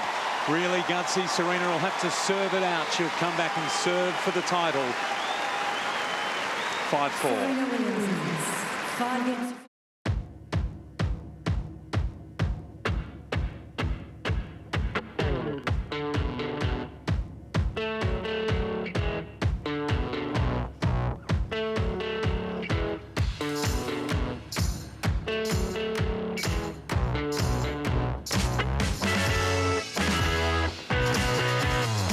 Every day we have a choice. Choose to be a well-being by talking to the Blackmores Wellbot today. Who are these morning workers? These walkers of the grass, who push shirts to elbows, clink gates, and whistle at dogs with pricked ears as we sleep fast? Who are these strangers whose lives around daybreak are built? It is us, in pursuit of that most magic thing, this pure, delicious milk. Devondale, the Aussie Farmer Co-op. The Daphne Ackhurst Memorial Trophy, one of the great prizes in the women's game. 6 times Serena Williams has her name engraved on that trophy. Is it about to be a 7th? The great Rod Laver on Rod Laver Arena. His court, but right now, Serena's moment. Serving for her 7th Australian Open.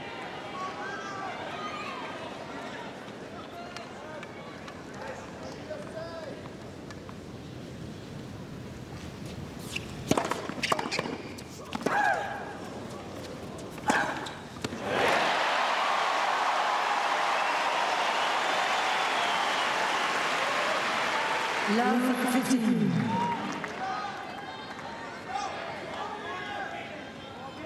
Thank you.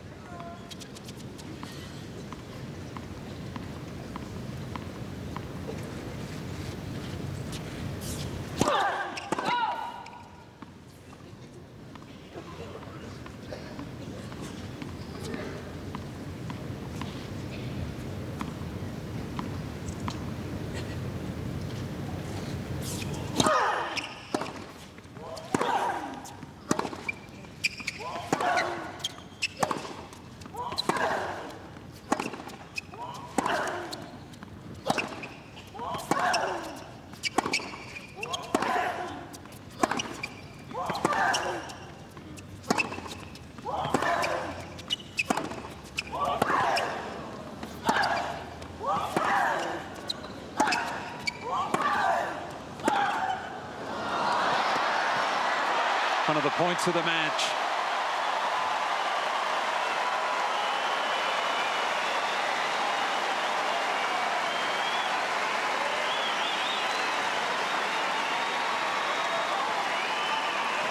Four-shot rally, the longest of this women's singles final. 15-13. Is there another twist?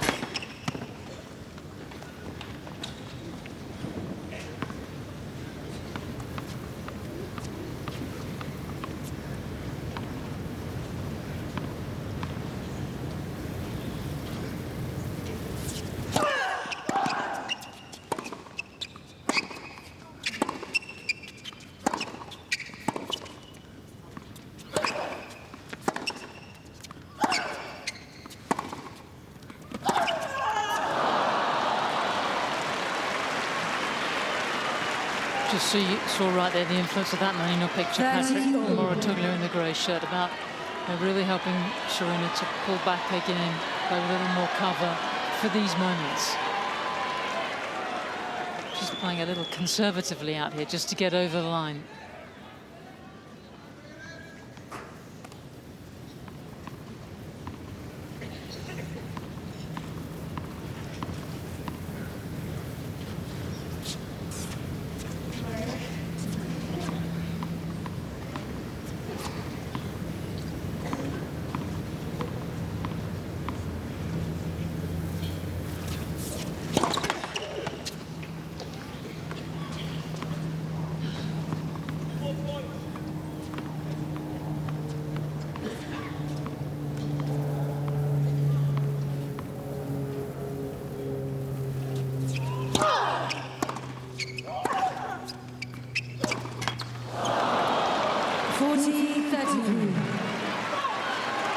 And with that championship point.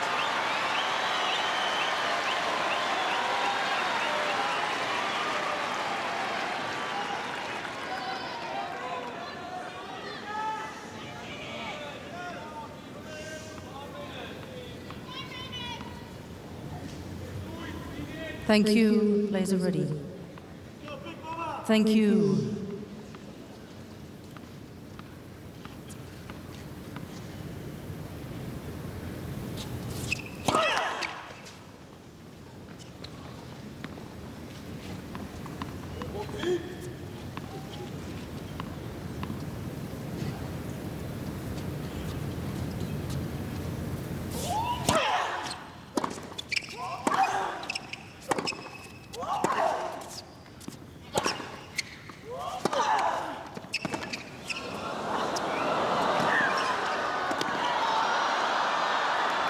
It's 23 Grand Slam titles, 7 here in Melbourne. The one, the only, Serena Williams.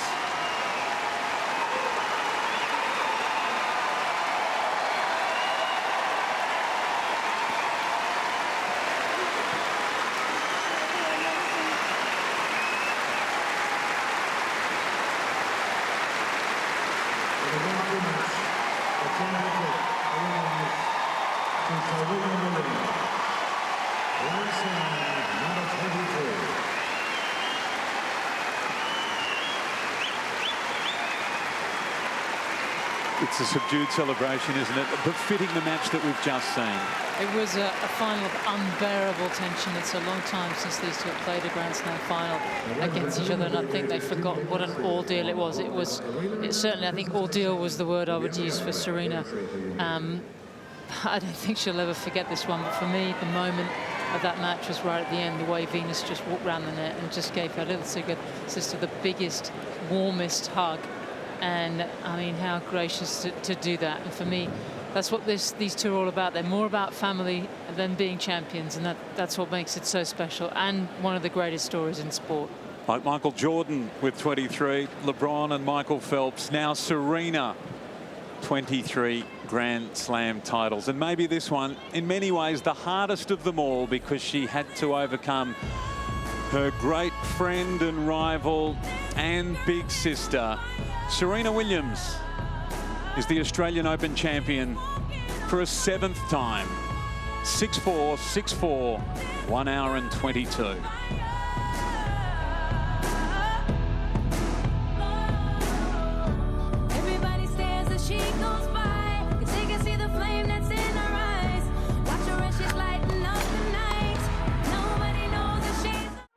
Monday is MKR Day.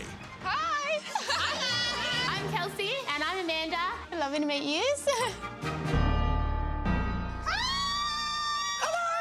I think it's going to be a lot of fun. All right, so the coolant. Coolant. It's another Kelseyism. So it's a little bit like a tapenade. A tapas. Tapatillas. Tapatillas, that's a... Oh, it's a tapenade, Pete. My Kitchen Rules. Incredible. Incredible. Monday, 7:30.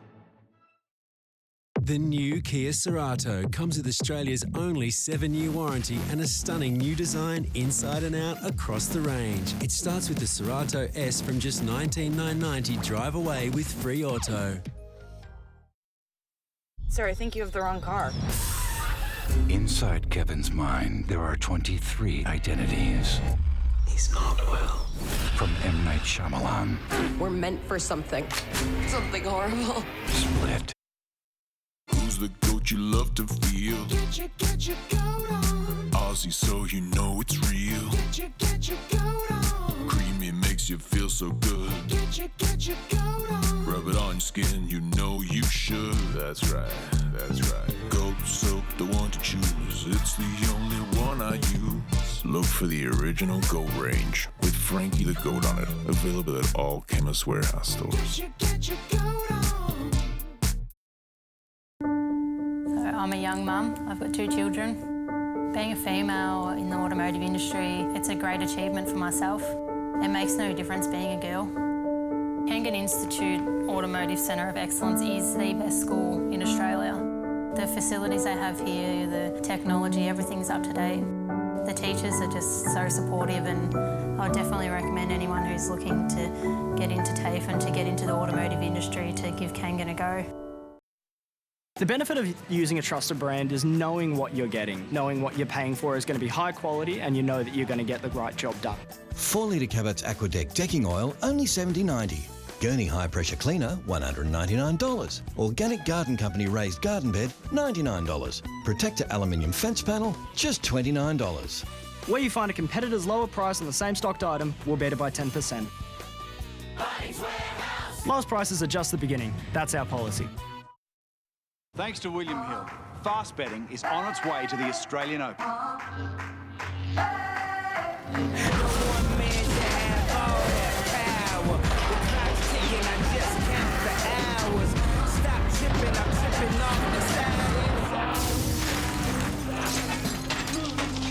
Fast betting has arrived. Sign up fast, bet fast, collect fast with William Hill, the official betting partner of the Australian Open.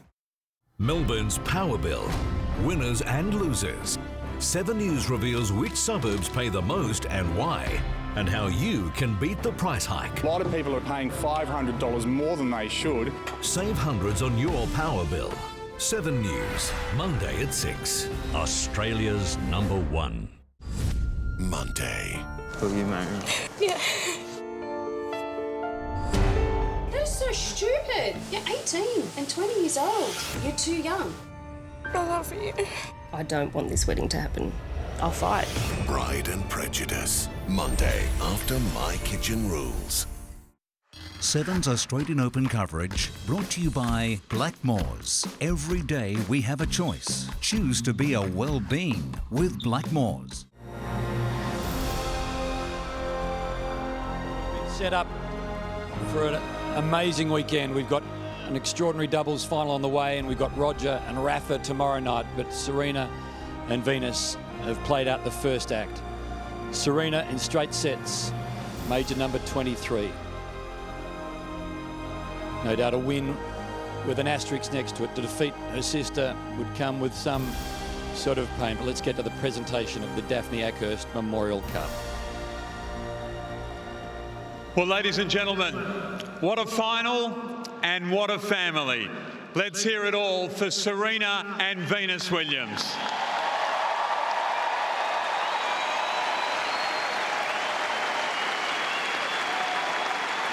Joining us for tonight's presentation is the President of Tennis Australia, Mr. Steve Healy, the Chief Executive Officer of ANZ, Mr. Shane Elliott, and ANZ Hotshot of the Year, Serena Dumont.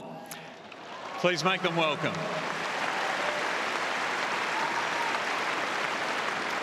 And ladies and gentlemen, it's been 30 years since she won her second Australian Open. Please welcome back 1980 and 1987 Australian Open champion, Hana Mandlikova.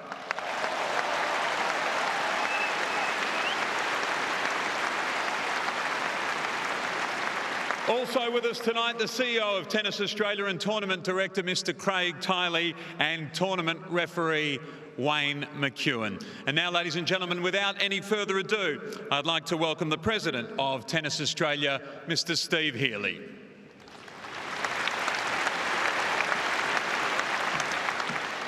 Good evening, everyone. It has been a magnificent fortnight of women's tennis, and we thank every player from the WTA who has participated.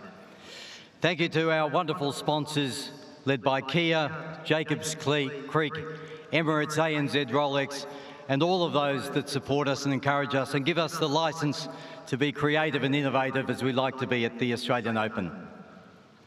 Thank you to all the fans who fill the stadium here and provide such wonderful atmosphere for all of the players. I know how much they appreciate that. My special thanks to all of the ball boys, the ushers, the linesmen, the drivers and everybody who makes up our tournament team. It's your professionalism and dedication and commitment that the players so much appreciate, and all of us fans as well. And to Venus and Serena, you are truly inspiring women. Congratulations on a magnificent tournament. Venus, your second runner-up at the Australian Open. We're sorry that you didn't win tonight, but it's great to have you back on the big stage. Well done for this last fortnight.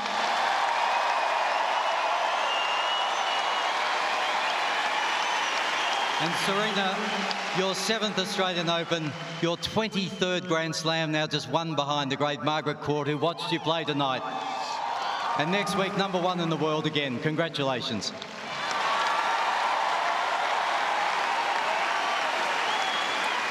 Can I now ask the chair umpire, Alison Hughes, to come up for her gift?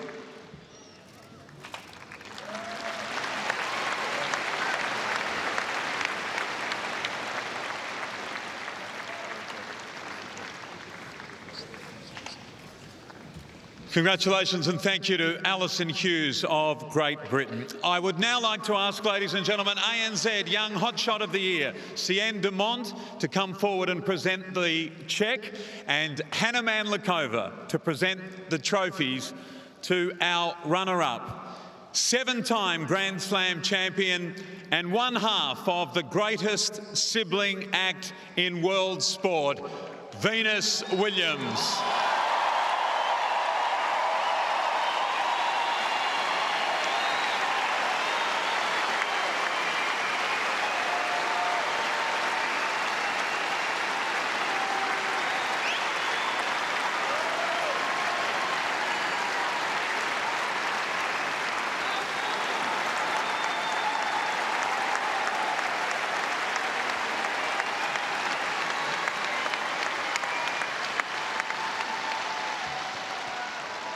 Good evening in Australia. Hello around the world. First, I have to say thank you to God Jehovah for the blessings of this life, to be here on earth and to enjoy this moment and to be breathing. This is a beautiful thing. I am so happy to be able to play in front of you all tonight and to thank you. Thank you to my team. Love you guys, y'all rock. Serena Williams. That's my little sister, guys.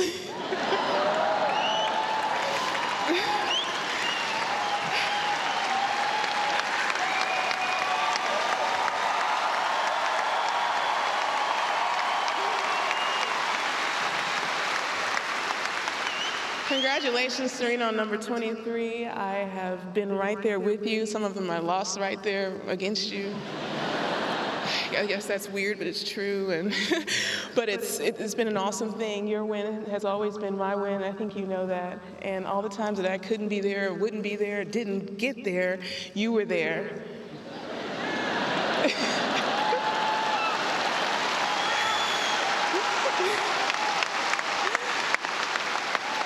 I'm enormously proud of you. You mean the world to me. Sister Isha, where are you? Oh, dang, she didn't come. I get it. It's too hard. I get it. Isha, I love you.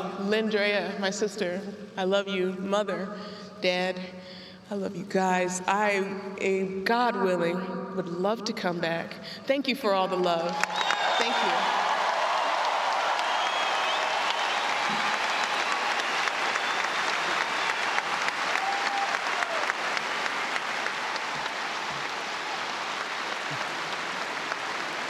Venus beautifully said the words of a champion. And so, ladies and gentlemen, to our 2017 Australian Open champion. She won her 23rd Grand Slam title tonight, now only one behind the great Margaret Court. For the 7th time champion here at Melbourne Park, and with it all, back to number 1 in the world. Ladies and gentlemen, our champion, the legendary Serena Williams.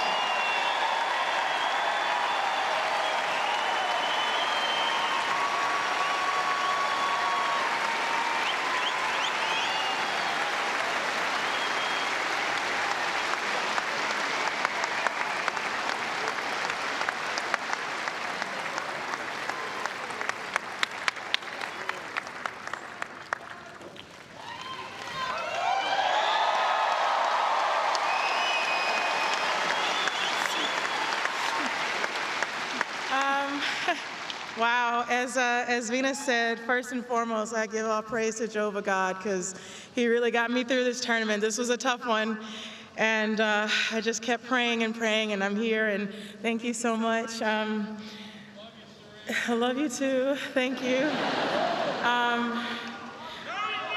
I really would like to take this moment to congratulate Venus. She's an amazing person.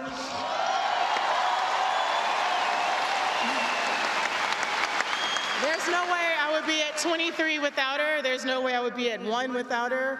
There's no way I would have anything without her. She's my inspiration. She's the only reason I'm standing here today and the only reason that the Williams sisters exist. So thank you, Venus, for inspiring me to be the best player that I could be and inspiring me to work hard. Every time you won this week, I felt like I got to win too. So thank you so much. Thank you, and she deserves an incredible round of applause. She's made an amazing comeback, and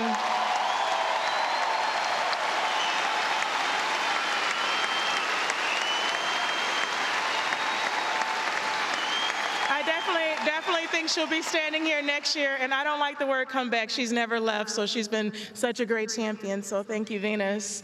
I have to thank my team, Patrick, Robbie, Zane, Jill, and everyone that I always forget. I couldn't have done this week without you guys. Patrick, you're the best. You really helped me so much. Robbie, thank you for being there for me. I love you guys. Zane, thank you. Jill, you know everything we've been through. Thank you so much. And as you guys know, we travel as a family. My sisters, Isha, my sister that's not here, Lynn, my parents, Mom and Dad, I love you guys so much. Life wouldn't be possible without them, and this wouldn't be. Thank you to the crowd. You guys are simply stunning, amazing, beautiful. I'm going on and on, you know, who knows? I'm trying to stay up here as long as I can. I missed it last year, so. I have to thank the tournament director. Craig does such a great job out here, and he makes it such a wonderful event for us, and we love coming here. Thanks to all the volunteers and everyone. Arena's Army, I see you. I love you. Thank you.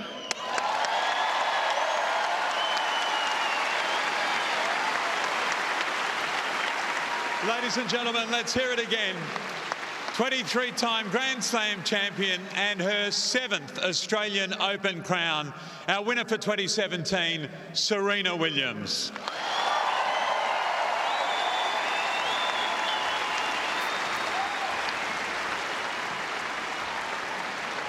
Ladies and gentlemen, that does conclude our official Well, Renee, presentation. we've seen it before, but it doesn't become any less remarkable. 23, saying it even sounds absurd.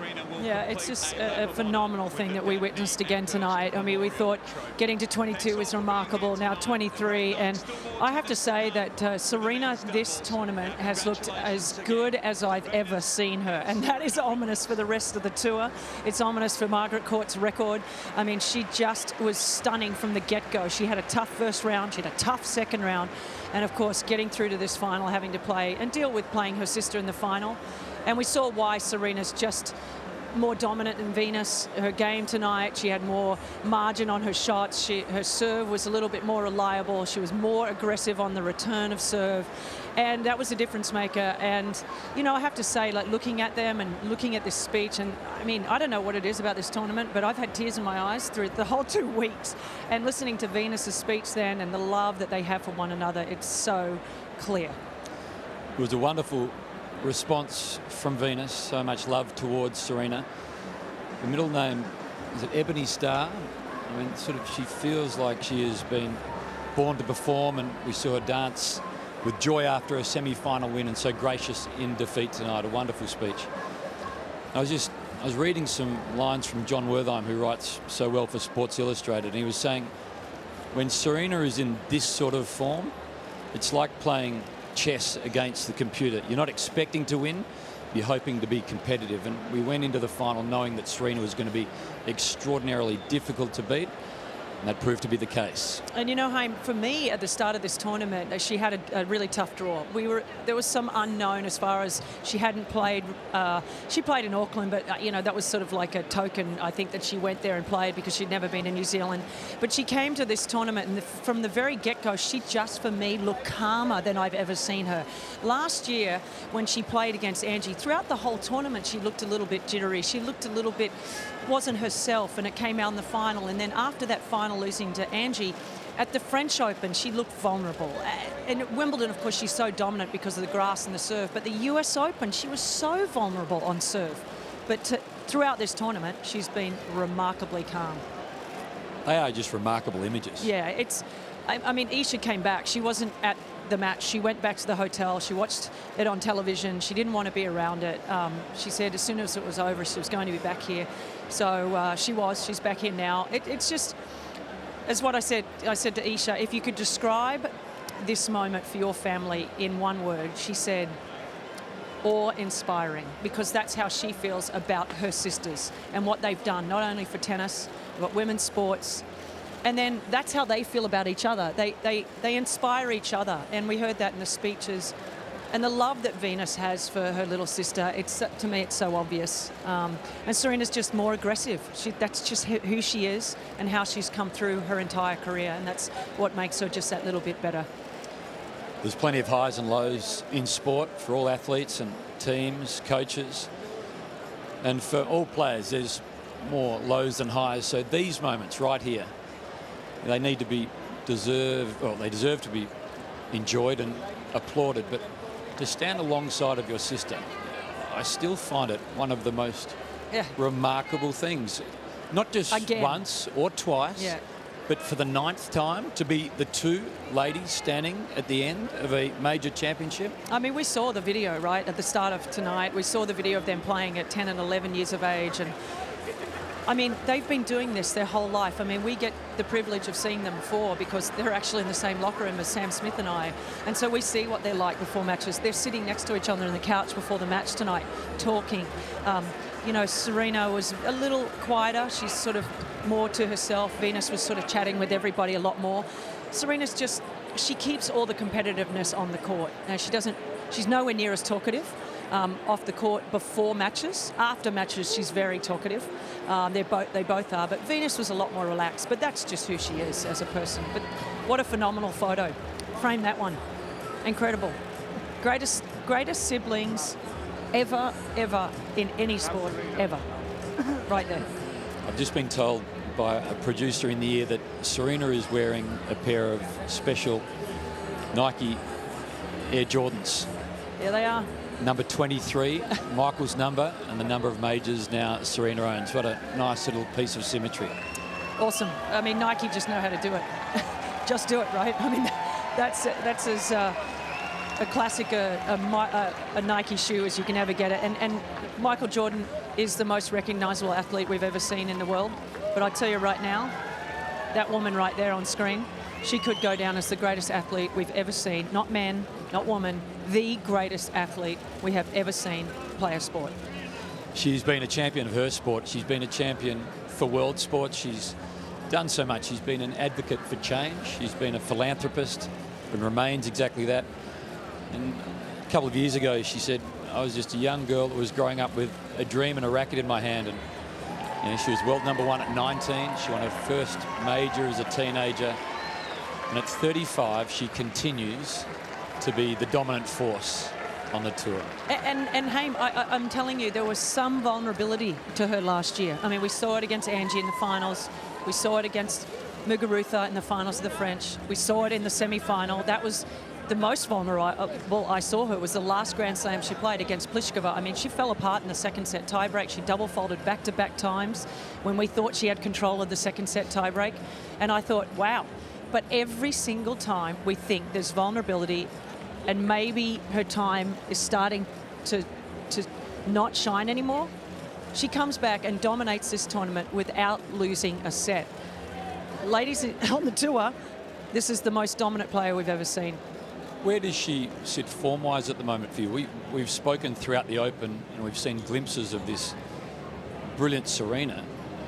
Is she playing at that level that she was playing when she held the Serena Slams? Yeah, absolutely. I mean, what I saw at the Australian Open this year, from the start, I mean, she played Belinda Bencic, who beat her the last time she played her, and she smoked her, really. I mean, it was a competitive match maybe at the beginning, but it was quite easy. She didn't finish the match off well, but there was some nerves there, as there always is in the first round.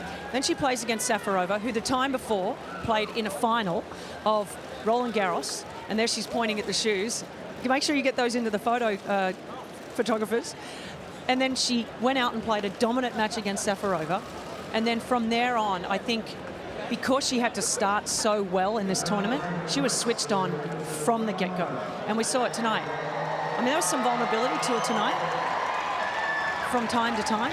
But as per usual, she finds a way. There's been no player in my mind, Hamish, that's ever hated to lose more than her. And she's won a lot. She's often said, I feel like my life is a fairy tale and a dream. Well, tonight, another remarkable chapter gets written. Yeah, I mean, it's been a privilege for me. I played with both Venus and Serena, you know, in World Team Tennis, obviously, so I've gotten to know them quite well. But the thing I learned about them from playing with them is that they are so all about the next point, and they don't look back. They've never looked back. They always look forward. What's next? What can I improve? How much better can I be? I mean, they're 36 and 35, and they're in another Grand Slam final. I mean, it's a joke. I keep talking about it, but I mean, obviously with Roger and Rafa tomorrow night, we're seeing you champions, they're born, and this is a champion. Well, Serena Williams, she wins the Australian Open for the 7th time, and she is back on top of the tennis mountain. Serena Williams, the champion and the world number 1. She'll be joining us shortly at the desk.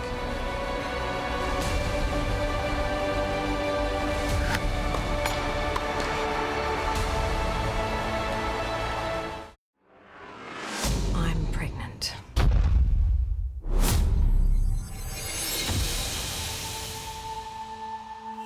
How do you tell your kids? They've been through so much together. This is a big mess. How will they take the biggest shock of all? Dad? New 800 Words, Tuesday after My Kitchen Rules.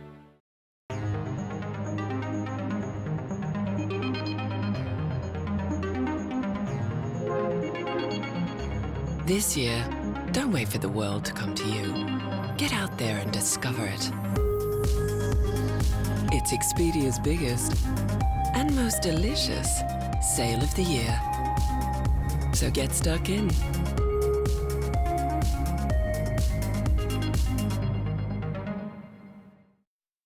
Goodbye, goodbye, everybody. I must leave my baby behind.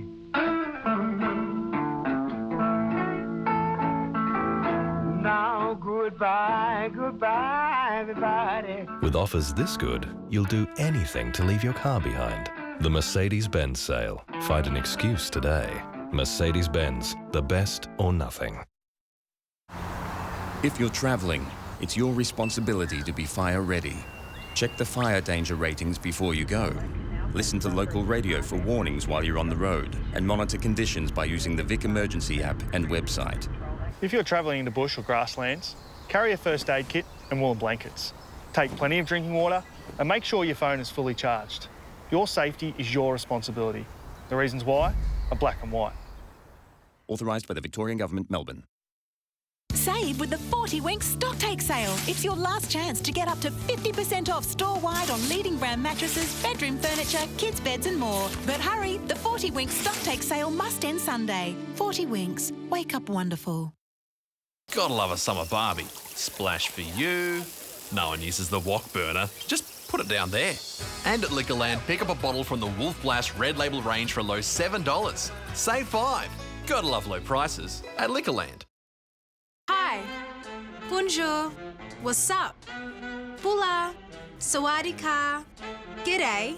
We'll take you to greetings all around Australia and the world with our international and domestic sale. Book now at virginaustralia.com.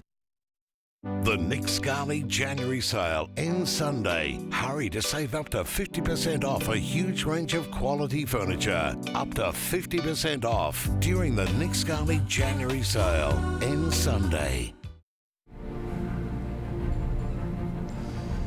Well, the Australian Open has been played and won. The singles champion again is Serena Williams. And Renee, Serena is on her way to us with the Daphne Ackhurst Memorial Cup. And what a nice moment it must be to have started a task and accomplished a task, and now to be able to relax. There's a famous football coach, Kevin Sheedy.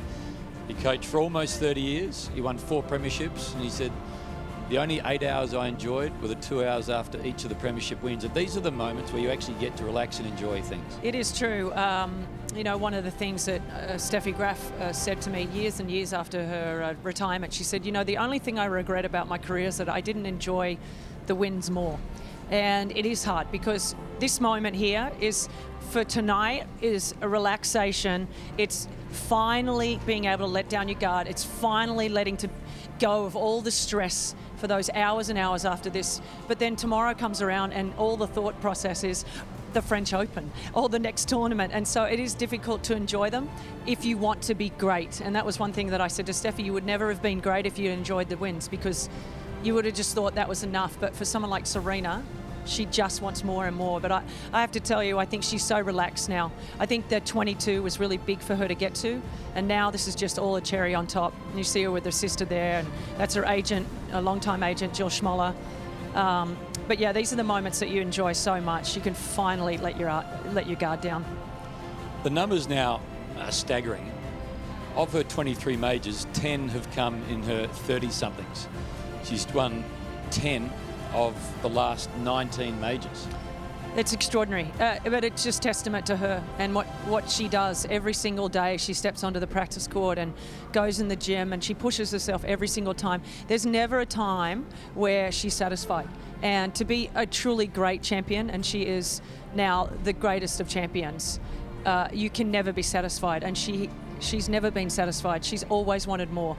And I think when she said tonight about Venus being her biggest inspiration, when you had an older sister who was so great a little bit earlier than you, even though Serena actually won the first Grand Slam out of the two sisters, Venus was the benchmark for her. And so she leapt over Venus because she's just a more complete player in every aspect, and we saw that on display tonight.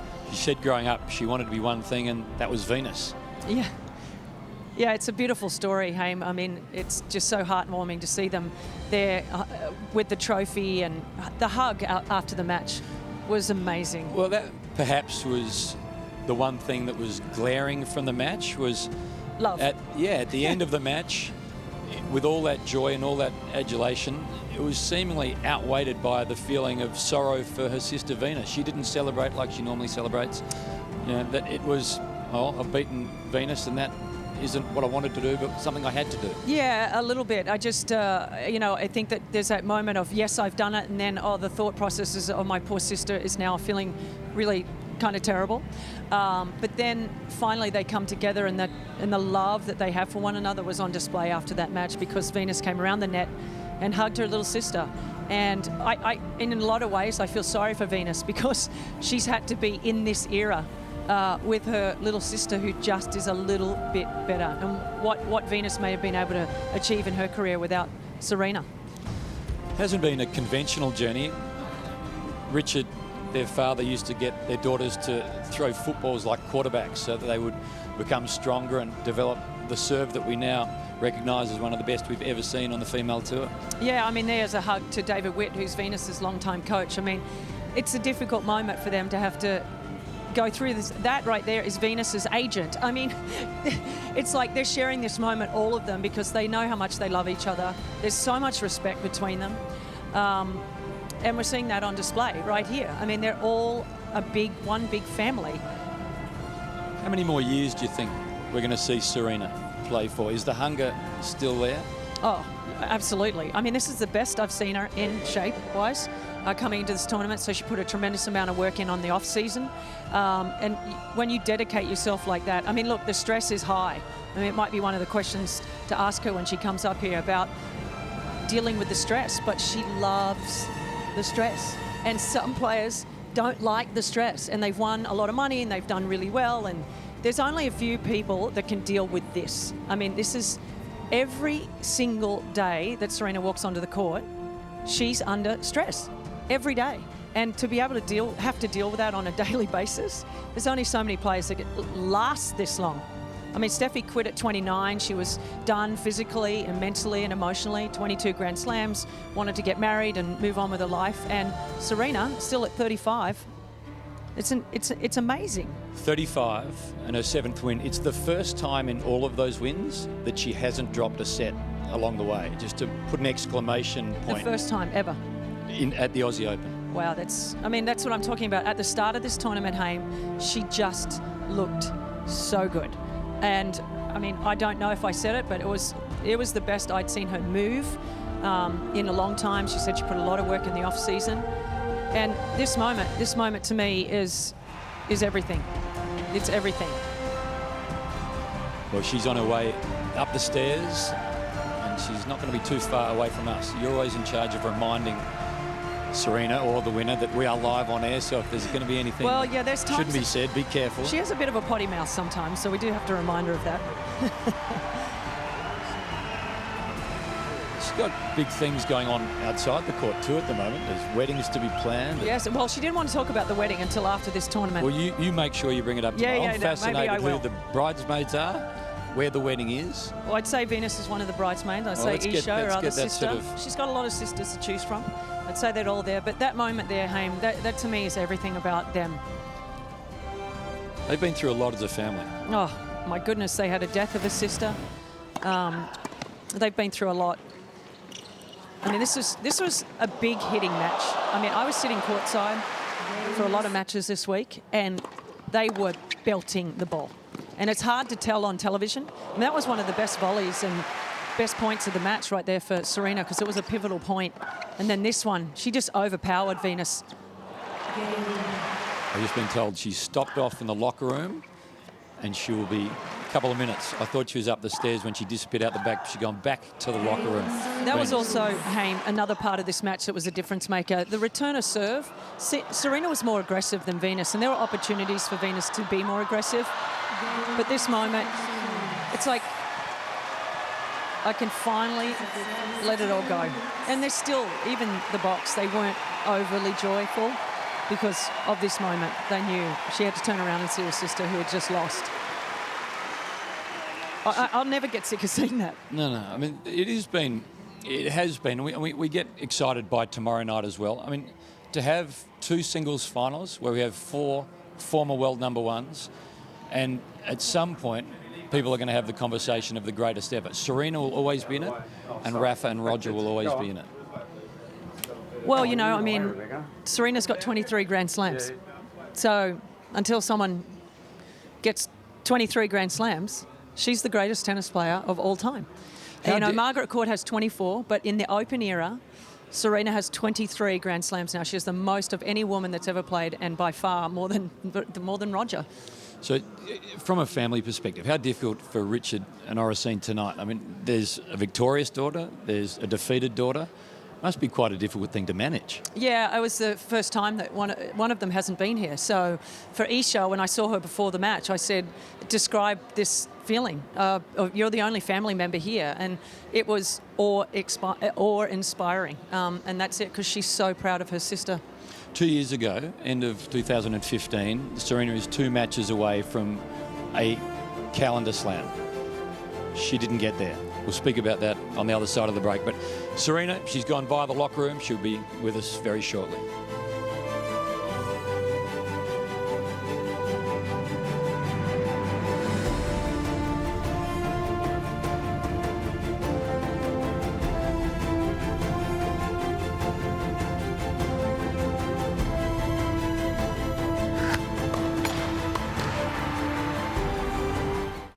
Monday is MKR Day. We call Tyson the angry man. Food so far has been average. I think that's bull. I get annoyed when you say that. This is stuff that everyone knows. Oh, I think we're starting to see a bit angry man. I'll flip a table. He's going to explode. What was that? Was that from the kitchen? My Kitchen Rules. Monday, 7:30.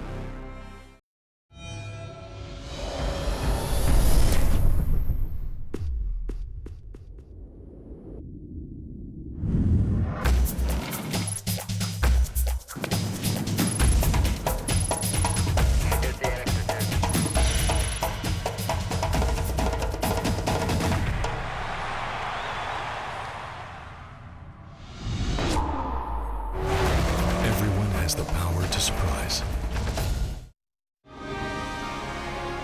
Live shots of the Daphne Ackhurst Memorial Cup winner. 7th time she's held the cup aloft, and Serena now is officially on the way to where we're sitting on the gantry here, which overlooks this fabulous Melbourne Park Centre and Garden Square. The only thing we just touched on the way to the breaks, Renee, in 2015, she lost in the semi-final of the US Open after winning the Aussie, Roland Garros, Wimbledon. 2 matches away from completing the one thing she hasn't done yet. There is no reason why 2017 isn't that year to complete the calendar slam. We know she's held the Serena Slam twice over 2 years. Why not? I don't know. I mean, this is really who she is as a person, by the way. She's a very fun, like, I almost like trying to listen to her because she's actually a really funny person. But as far as the calendar Grand Slam, it's a bear. It's a bear. I mean, when she rolled up after Wimbledon, the moment she won Wimbledon, she became a different person. She was so stressed out in Toronto when she played there and lost to Bencic. And then when she went to the US Open, she was so stressed out. And it just came out on the court. And I don't know. I mean, listen, never say never. That is for sure. She's climbed every mountain bar a calendar slam. Yeah, well, because there's a reason for that. It is unbelievable stress. It is unbelievably stressful. And we saw it at the US Open. I mean, she lost to a woman that she'd never lost more than 4 games a set to. So that just proves to you how difficult it is. Hey, maybe she's learned a lesson of what she didn't do well there. I don't know. We'll talk about it after Wimbledon, if she can do that. Surely it's on the agenda anyway. A lady that seems to just tick off things at whim. She doesn't know where she's going yet. Well, she's being well directed. Yeah. She's been well supported. She's got plenty in the entourage. She always has. But for a moment, she gets to have a few thoughts to herself, and then she'll turn left into where we are here. The questions will start from all of the networks. The presses will start. The cameras will be pointed at her. And for the next hour or two, she won't have too many moments at all. She'll be doing this till about 1 o'clock in the morning, by the way, and it's only 9:45. You're in charge of telling Serena that we're live. Remember, we're live. Okay. So no potty mouth. Well done. Thank you. Amazing. Well done.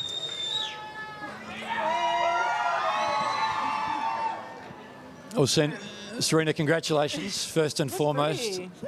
Wow, looks so nice. Looks great. Yeah.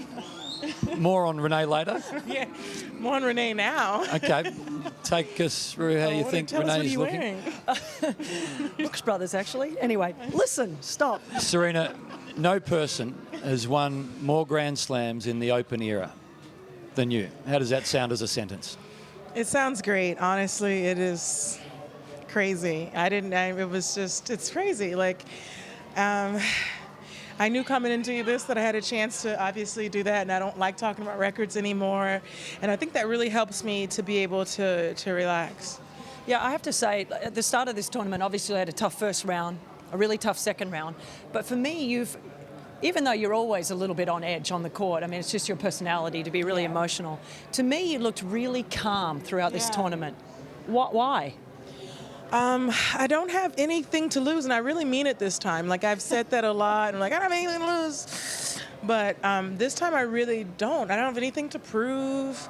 You know, I felt like I'm just here to have fun, and it worked out for me. I just really was able to relax this time. There was a wonderful moment at the net. I was just thinking, as you and Venus embraced, 23 majors, 7 of them with Venus at the other end. How does that change the joy of a major win? Well, in this case, I don't think it really changed it too much. I mean, and also, this is by far my toughest match. She's just such a great opponent. So today was just really all heart out there and just fighting and doing everything that I could. And obviously, I always want the best for Venus, and I always want her to win. But when you're playing someone so fierce and so competitive, it's like you're just trying to stay out there and just win as many points and get to the finish line first. Is it? I mean, obviously it's more difficult just emotionally against Venus. I mean, you guys are sitting in the locker room before the match, you're talking. I mean, you would never do that with anybody else. I know how close you guys are, but how does that change the dynamic, especially early in the match? I mean, we saw you crack a racket. I know you didn't mean to crack it because we know that you like to hit that one. Yeah. So it's a little unlucky that you cracked it because of the way you hit it. Yeah. But still, there was early stress. Does it change the dynamic just because it's her? I think the only reason it changes the dynamic is because she's great. She's a great player. I swear I didn't hit it that hard. No, I just must be strong. Unlucky. It was a little unlucky. Yeah, I was like, wait, how did it crack that much? Then I was like, oh, I guess I'm pretty powerful. But yeah, she's just such a great opponent. So I think the fact that she's so good makes it that much harder. Sorry, Hank, does it, when you're playing against her, because you practiced against her and played her so much, when you're hitting the shot, do you think, well, she knows where I'm going? Like, even in the last game, she probably knew where you were maybe going to serve. Yeah. Does that enter your mind? Yeah, I just felt like, I feel like she knew where I was going to go. She was there before I I hit the shots, and it was really difficult. But then I just thought, just make your shots no matter what you do. Just do what you do. And I don't want to really change my game too much. But at the same time, I just want to be able to do what I could, and it wasn't easy, but I just was fighting out there. Just back to the family affair, Serena. How difficult for your parents, your mother and your father, in the days leading up from the wins in the semi-final to now? It must be extraordinarily difficult to have so much joy for one daughter and be trying to comfort the other. Well, I feel like it's more or less so proud. They have to be so proud. I mean, we have been out here fighting. We're both in our mid-30s-ish. We're 30 fun. 30 plus. We're 30 fun right now, and I just feel like they have to be so proud of us, I think, more than anything. And obviously, looking at the final would be hard, but I just think that this is everything that we've always dreamed of. It's everything that they've always dreamed of, and it is just really, really, really good. Is there part of you that when you win those matches, there's obvious joy, but I know how much you love her. So is there any part of you that ever thinks, man, if I could just let her win one of these, but yet it's your legacy as well. Yeah, it's never about letting her win, and for her, it's never about letting me win. It's just about playing the best that we can, and she's the toughest player I've ever faced, and you can see it out today. I was really out there just relying on just heart and fight, and that's all I could do really today, and you know, it paid off.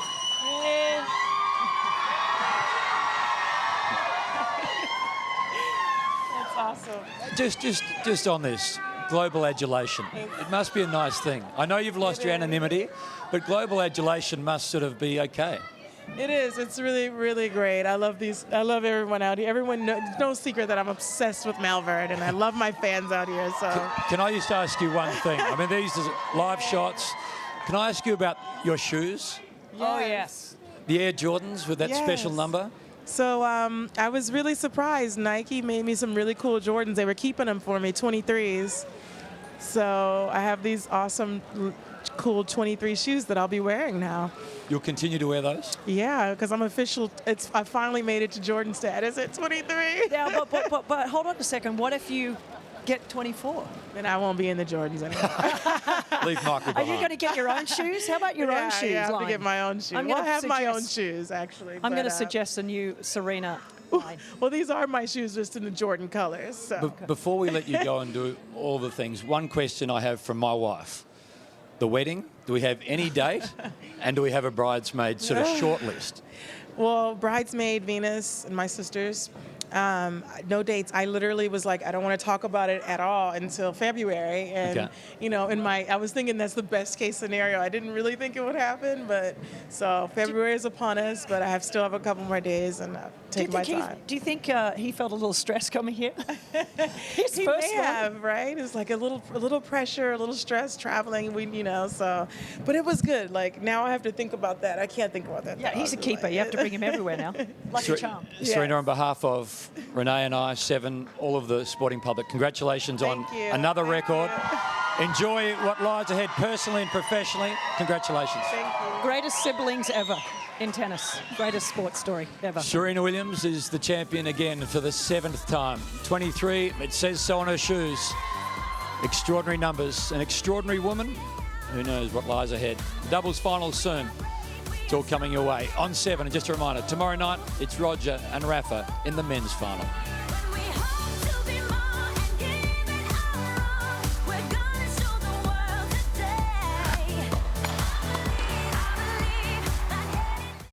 On their wedding day, who will be there? My worst nightmare, the mum won't come on the day. It's hard hearing your mum say she'd die for you, but she won't come to your wedding. They are too young to get married. All I want was for you to be happy at my wedding. My big hope that my mum and dad might come. Will their family be there for the biggest day of their lives? Bride and Prejudice, Monday after NKR. Love's a magic, highs and lows. Love's a bit of to and fro. Morning, sleepyhead. Good morning. I was thinking we're going on a surf holiday. Let's go to the snow. G-Land? Definitely the snow. Hello, sunshine. You are such a child. I want to build a snowman. Because love comes down to what you do. I have a delivery for you. And it's all good if it's with you. We're going to the snow. Stay connected on Australia's best mobile network. The Nick Scali January sale ends Sunday. Hurry to save up to 50% off a huge range of quality furniture. Up to 50% off during the Nick Scali January sale ends Sunday. A boy. I got a kid. We wanted you. Who became a man. I'm lost. It was a long time ago. And began a search. I had another family, a mother, a brother. To find what he lost. I have to find home. Lion, in cinemas now. Oh, good. Nature's spoon. Nature's double spoon. It's like the whole of the sea just climbed into my mouth. The Volvo summer sale is now on. This is the time to enjoy exceptional offers across the range. Visit your local Volvo dealer today and join one of the world's fastest growing luxury car brands.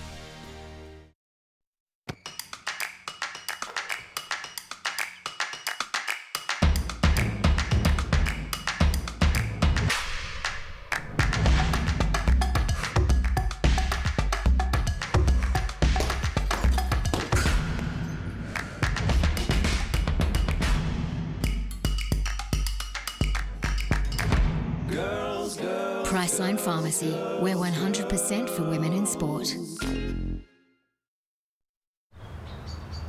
Woolies are now giving away fresh fruit to any kid shopping with an adult, which I think is pretty good.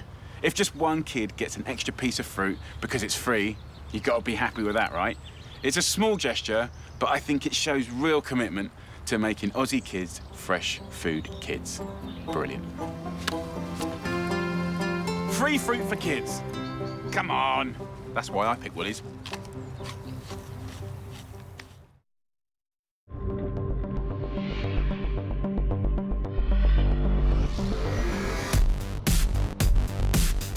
Crafted with originality. Designed to make you look twice. Born to challenge.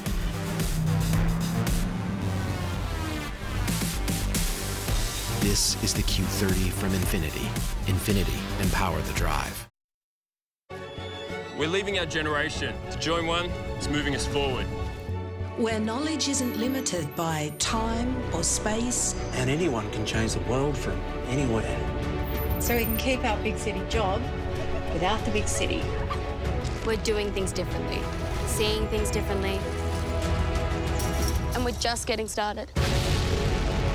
It's time for a new generation. It's time for Gen MBN.